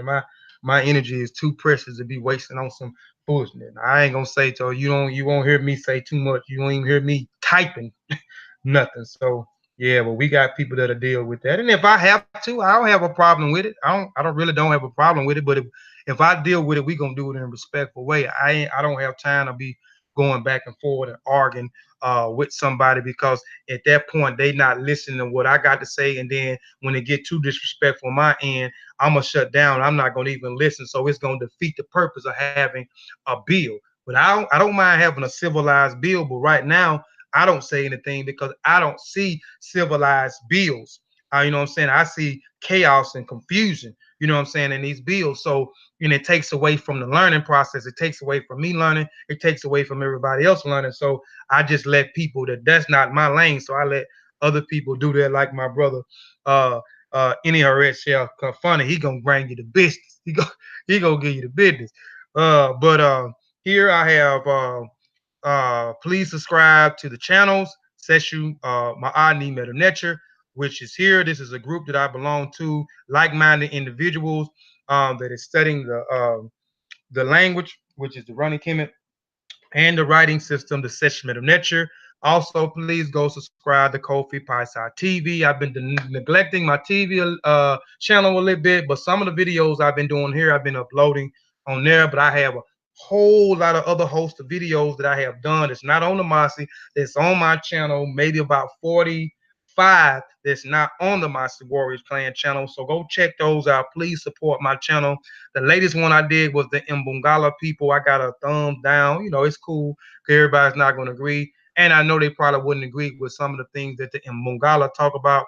I mean, when I talked about the Mbungala people, which was the 4th installment off of the Congo series that I did. So go check out the Congo series, the Portuguese in the Congo that's on there, which is on the Mossy. Go check out the Warrior Queen of Ndongo, which is the Congo. That's Angola. Go check out that presentation, as well as the Kingdoms of the Congo, where I talk about all the kingdoms in Central Africa, and the Mbungala, who were very vital in the slave trading with the Portuguese, doing the Portuguese coming in the Portuguese, and then them setting up a settlement Angola and so forth. But check that out as well. Also, please, please subscribe to the Monster Warrior Clan channel. We still trying to build up the viewers, the subscribers. We have been doing that. We appreciate y'all support. So continue to support us, because we're gonna continue to beat y'all in the head with these presentations back to back to back to back to back to back. So please subscribe, please subscribe, please subscribe, please support. See, you being violent right now, Kofi. You talking about beating people upside the head, and then you know what I'm saying? That's you contradicting yourself. Hey, look, man, we gonna deal with it in a respectful manner. You know what I mean? But as soon as they come wrong, man, we just shutting it down, because we ain't got time to be, wasting our time with that when we trying to provide content for people to actually weigh in on their opinion. So you did a good job, bro. So I don't have nothing to say really, so I appreciate the bill. Thank you for your research on this particular topic. I know how many hours you put into this series or installments, as you put it. And I hope other people will appreciate it, share the video. And you're right, man. We spend a lot of money and man hours trying to bring this information out, because a lot of our brothers and sisters won't read what we're reading or get into the lanes that we're into. Even though we're trying to promote, that literacy level and raise it, so that people can start questioning these other people that are YouTubers, so to say. I mean, we want people out there to be able to will be armed and able to defend themselves when they come across misinformation that spews out of the mouth of other people in the community that aren't doing what we're doing. So, I applaud you for that. You know what I'm saying? Again, shout out to Brother Ben. It was his birthday the other day, man. If anybody didn't tell him happy birthday that's watching this bill, go see Black Panther, man. Tell him happy birthday. He'll appreciate it. And Sosa's on you, bro. Unless look, hold on, time out. Before Sosa do anything, I want everybody to acknowledge that Kofi got his hair done. You understand me? So I want y'all to look at Kofi. Put it on you, Kofi. Put it on you. He got the Kwame. He got the Kwame headpiece going on right now. Okay, we gonna end. He got the Mossy logo symbol coming soon in his head. You understand me? So yes. Fly Yeah, I'm gonna be quiet, man. Oh shit, she got you right. She got your Kwame going on. Yeah. Well, go ahead. Yeah. Hey, the presentation was dope though. A lot of it you covered. You know what I'm saying? Especially like I thought it's funny to me to hear people to see the language dissected. You know what I mean? And a lot of it you got to, for a lot of people, like the it, like we don't say the it, we just say the e. So like instead of saying it's right there, we'll just say e right there. You know what I'm saying? We'll drop the GHT off the right, we'll just say e right there. You know what I'm saying? So a lot of that stuff like that you cover. You know what I mean? And what's different from Gullah's, like, Gullah got their own they words. It's almost like we got different slangs. You know what I'm saying? So with the Gullah, you just got to know their slangs if I'm Geechee to understand what they're saying, and they got to know our slangs to understand what we're saying as Geechee. But the dialect is we got a lot of the same words, and a lot of it, some of it's different, And then I was gonna tell people too, like I wanted to know too, but I don't know if you heard about it. Like You know, in Charleston, like a person's butt, you know, like we call that bunkie. You know what I'm saying? We'll be like, you know what I mean? Like, I rub up on a bunkie. That means I rub it on a girl butt. You know what I'm saying? We got our own little phrases like something's exciting. Instead of saying, oh my God, we'll just be like, correct. You know what I'm saying? Like there's certain words I be wondering, like all the African words caught up that we just don't know what tribe they come from. You know what I'm saying? But the presentation was dope though. Everything you covered a lot of ground, so it ain't even too much for me to add on like that. You know what I mean? Like I can go on for days and stuff, but our own words, you know. But like there's little things that we got where if you understand the slang, like if you understand it is E, you will understand some geeky things that we saying. If we ain't talking too fast, because like I said, that rapid fire, you know, that gonna kind of lose you real quick, you know. But like I said, the presentation was dope though. You covered a lot of ground. You know? What I like to see though, like of somebody like would do a comparison to the Geechee and the Gullah. You know what I mean, and show the differences between the Geechee and the Gullah. You know, words stuff like that. So hopefully, with more people knowing about the Geechee Gullah, you'll start seeing more works and more scholars get into it, and there'll be more books on it because it's really hard to find materials, a lot of material to read on Geechee Gullah. You know what I mean? So yeah, but I appreciate it, brother. That's pretty much all I'm gonna add to it. All right. Appreciate, man, you coming on to the panel, man. Appreciate everybody again, man, for tuning in to the Mossy Warrior Clan. I wanted to try to come back tomorrow and do another presentation, but due to me doing some other stuff last night, well, actually, I passed. I'll just be honest. I went to sleep Thursday, woke up Friday morning, and I think I was up 36 or 38 hours, and I passed out. I couldn't finish the presentation.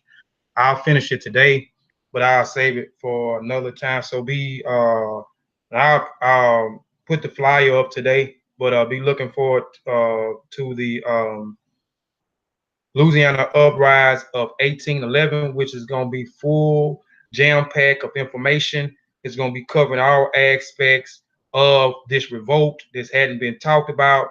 After this presentation, I don't want you to talk about, when you talk about a march, I don't want you to talk about the Million Man March. I want you to talk about this march before you even get to the Million Man March. You know what I'm saying? So that we don't talk about this march. It's not mentioned a lot in history about this information that I'm going to be presenting on this Louisiana Uprise of 1811. So I'm going to be going in so many different historical accounts, even about New Orleans and about Baton Rouge being a part of Florida, which a lot of people don't know. It used to be a part of Florida. You know what I'm saying? Still talking about these Europeans warring against such. So this is going to be a great presentation. So be on the lookout for that. Again, it's called the Uprise. Louisiana Uprise of 1811. Also, next week, be on the lookout. Well, I'll let Sean tell you about it. He has a presentation coming next Sunday, so be on the lookout. Again, like I said, we're going to continue to beat y'all in the head with this information. So he got one next Sunday, and then I may come after him Monday and do that Louisiana Uprise of 1811. Also, be on the lookout for the Maroon. I don't got a name for it, but it's going to be talking about what I talked about earlier about the Maroons, Jamaican Maroon ended up in Sierra Leone, which I'm going to go a little bit more in depth on that, and the War of 1803 with the Timney people and them doing a lot of stuff in Sierra Leone, ceasing warring and quarrels between the new settlement, the old settlement, which was old settlers, was the first group in 1787, the new group in 1792, and then following the Maroons, the 83 from the 38 people from Canada, not Canada, from Boston, the West Indies military forces of the 14th and the 16th century, as well as the liberated Africans that was took off the boat after the trafficking was illegal, and then these mix of ethnic groups was brought to Sierra Leone. So, and the Kara is going to be the next after this uprise of 1811. The Kara people of the Omo Valley. So we're gonna jump and dig into the Omo Valley, which you done heard talk about the Omo Valley a lot when we're dealing with the bodies found and how old the bodies found in the Omo Valley and so forth. So we're gonna jump into the Kari people. I'll put a little information up on the mosque if you want to look at it, but that's gonna be the next one after that. But Sean, what's your presentation? We finna get off of here, man. So finally, you're gonna let me tell everybody what my presentation is, huh? I'm sorry. Go ahead. See what I'm talking about? The hypocrisy here. Nah, man. Next week we're gonna get into. We're gonna welcome you to the Gullah Festival, and for anyone unfamiliar with that, it is um, a unique festival in the Yoruba culture, and I ain't gonna lie to you. This is gonna have a lot of info. This is probably the most informative presentation that I've been excited about. Windows to West Africa had a lot of technical pieces into it. If you haven't watched that, but it dealt with a lot of information from a scholarly perspective based on the sources that I actually have. The Gullah Festival has about 6 sources that I refer to, and a lot of the sources that that's in this particular presentation reverts back to one source, which was my primary uh, breadwinner of this, and we're just gonna deal with it like that, man. So, all in all, we're gonna do it like that, and then that's how we rock it. So, yeah, we're gonna welcome you to the Gullah Festival. The fly is on our like page. Go to our like page, man, and deal with it. So, um, after Yeah. that, Kofi can come back behind that. But I'm telling y'all right now, we getting better and better every week. I'm gonna be a little bit long-winded on this next presentation. It's not gonna be a lot of videos in this one either. If you see a video in this one, it's gonna be about 2 or 3 minutes or 30 seconds. Other than that, it ain't gonna be a bunch of videos. We gonna get to it. We might even touch on this witch thing. We might. I ain't gonna, tell you if we are, we ain't. But I guarantee you that if you don't learn something on each slide, then I didn't do my job. Cause each slide I try to make it a point to drop at least one jewel on each slide. And I got 100 of them. Kofi will tell you, I got 105 slides. I'm ready for it too, cause he been talking about it the last almost 2 weeks. So I'm ready for it. I'm ready. Hey, look, Yeah, hey, man. one more thing. And one more thing, like I'm watching Garfield earlier, man, and a lot of the Aboriginal movement. The more people is claiming like Geechee Gullah, and I fear that Geechee Gullah will be swooped into the indigenous movement. And if you do that, and I ain't saying, I mean, if you do that, okay, you need to first prove that the Geechee and the Gullah, that the language speak is non-African, and then you would have to show a Native American similarity to the Geechee and Gullah language. Because if you can't do that, then that means that we are in fact Africans. Because otherwise, how would these Native Americans know all these African loan words and stuff like that? So, you know what I mean? First and foremost, so I just want to get that out there. Yeah. Also, he mentioned our page, Mossy like page. Please go and like the page, because we always putting information on there, good information that we dropping on there. Sometimes all day, sometimes we drop a few of the things on there. Promoting other people, promoting what we got coming out soon, and go back and check out.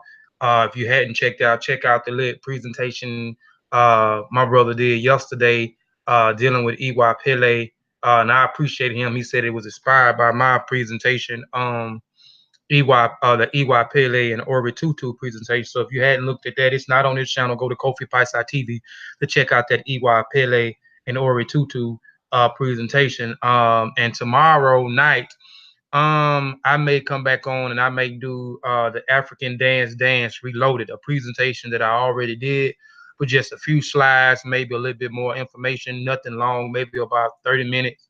And just, it's just gonna be maybe a slide and just a little small build on the dances, and I may incorporate the dance uh and drums in there, a little small presentation, maybe about 10 slides, and just talk about those 10 slides for about 30 minutes or so on the like page tomorrow. So be probably about 7 o'clock tomorrow. I'll probably go live from the channel and do a little small build from there. So just keep watching out what we got going on the like page. Continue to like the page. Please subscribe to 843 Gullah News. Please subscribe to Sosa. What's your Yeah, man. YouTube Go channel? go to Sosa channel, man. Right now, everybody. Yeah, what's the channel? What's your channel, Sosa? I am King Sosa. I am King Sosa. We gotta support each other. Go support my Gullah Geechee brother. And maybe now they can induct me into the Gullah.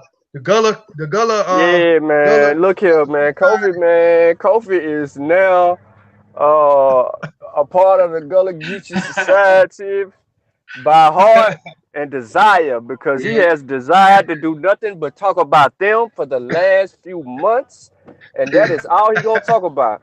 The whole time he been talking about them, I've been over there in West Africa by myself. It's okay. Nah, I'm just Hey, teasing. I appreciate it though, man, because we like a forgotten people over here though, for real, for You real. right. Nah, I we got told to a do lot of people that more. don't know, I tell a lot of people that don't know and still be like, yo, I can't believe it. So it's crazy.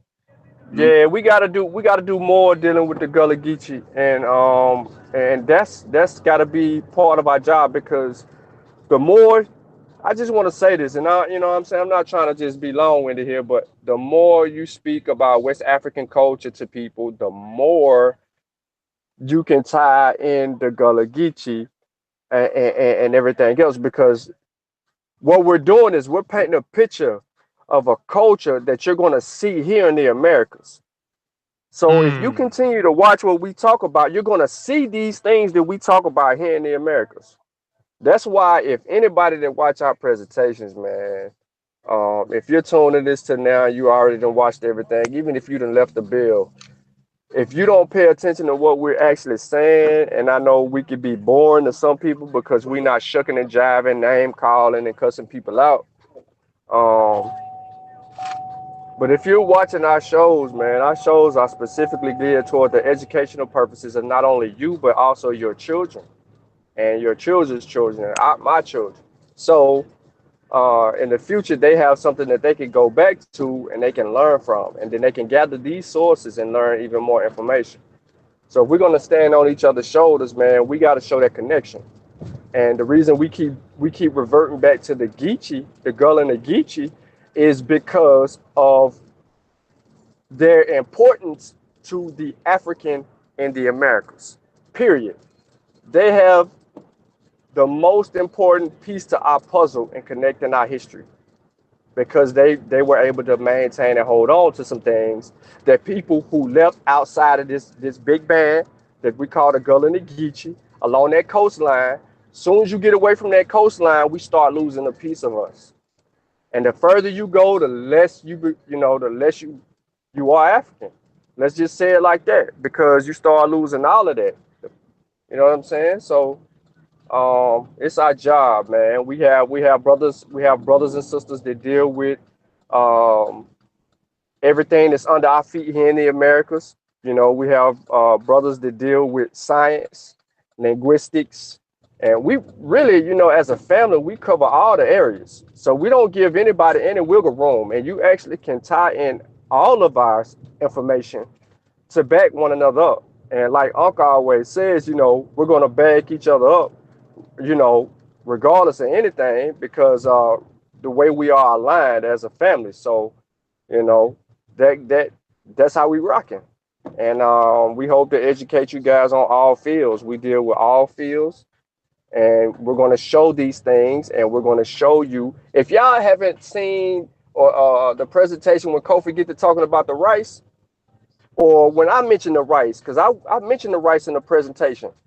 Why is rice so important?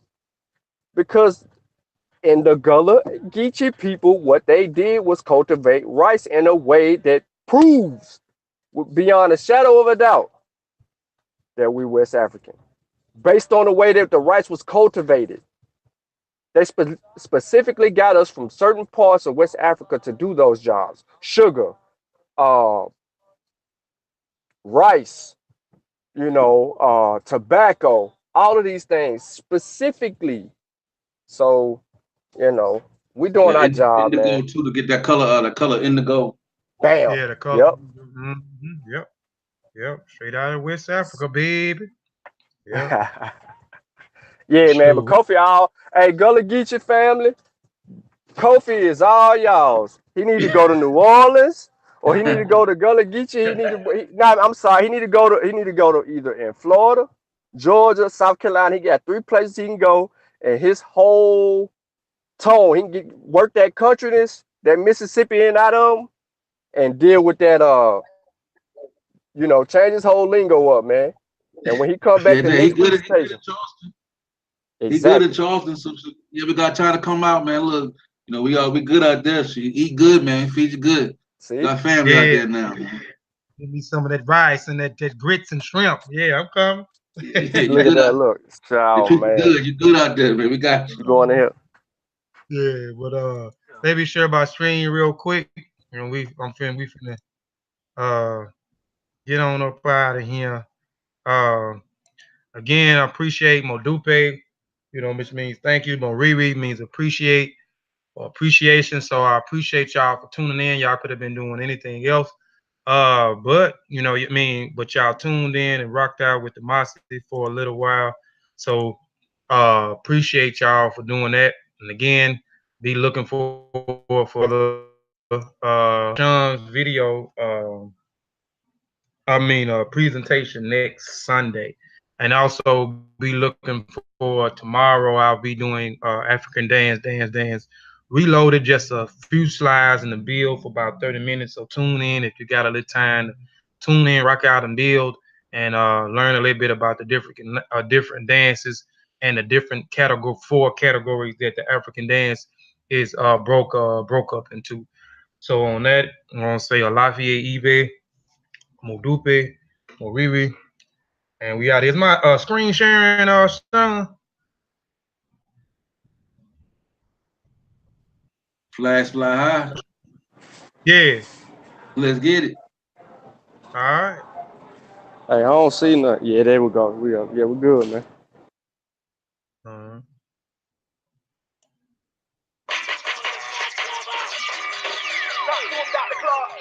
Call for the unity and the redemption of the African world. Salute them, honorable Marcus. We are not ready to listen then. They might not have been ready then.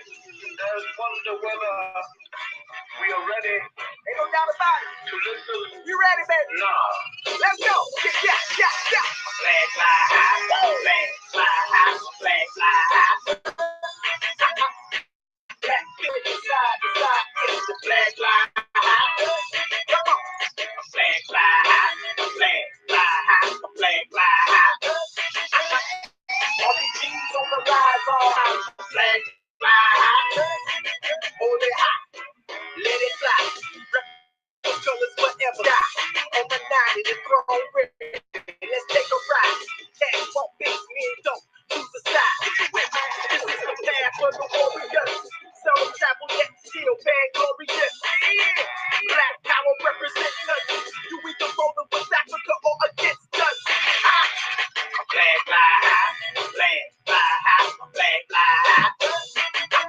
Black fists in the sky, waving side to side. It's the flag fly high. Come on.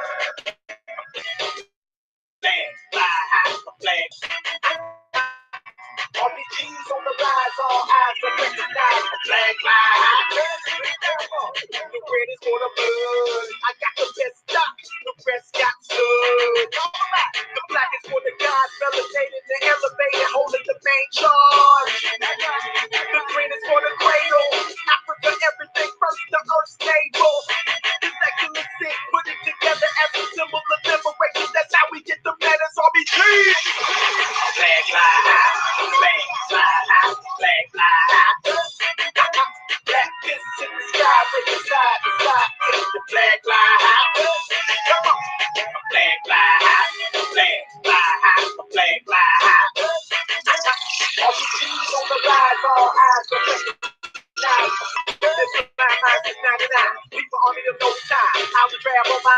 we both ready. Hard line, ain't no game for that red flame. Triple stage of that black bang. Revolution in my veins.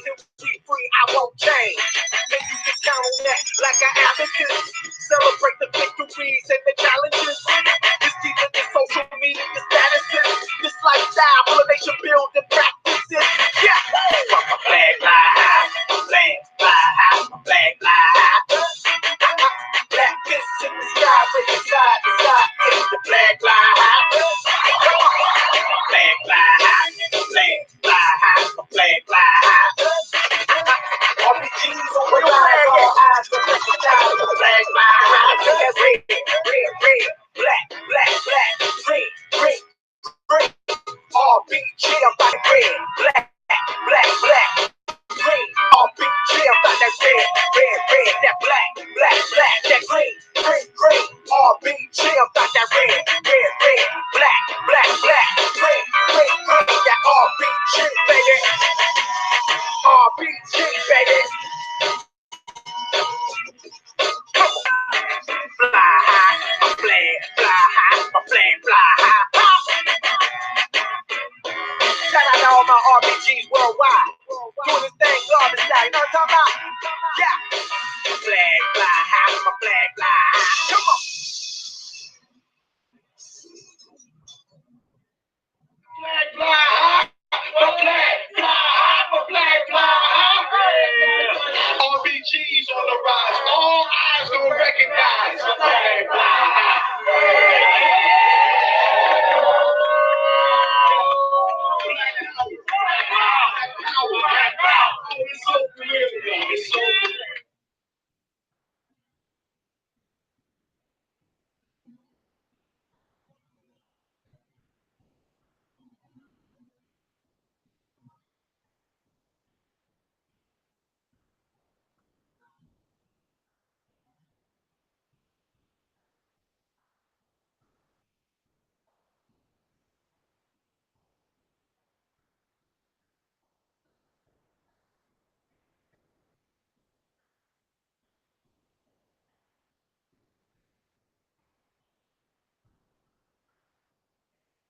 Moxie Warrior Clan still flying high.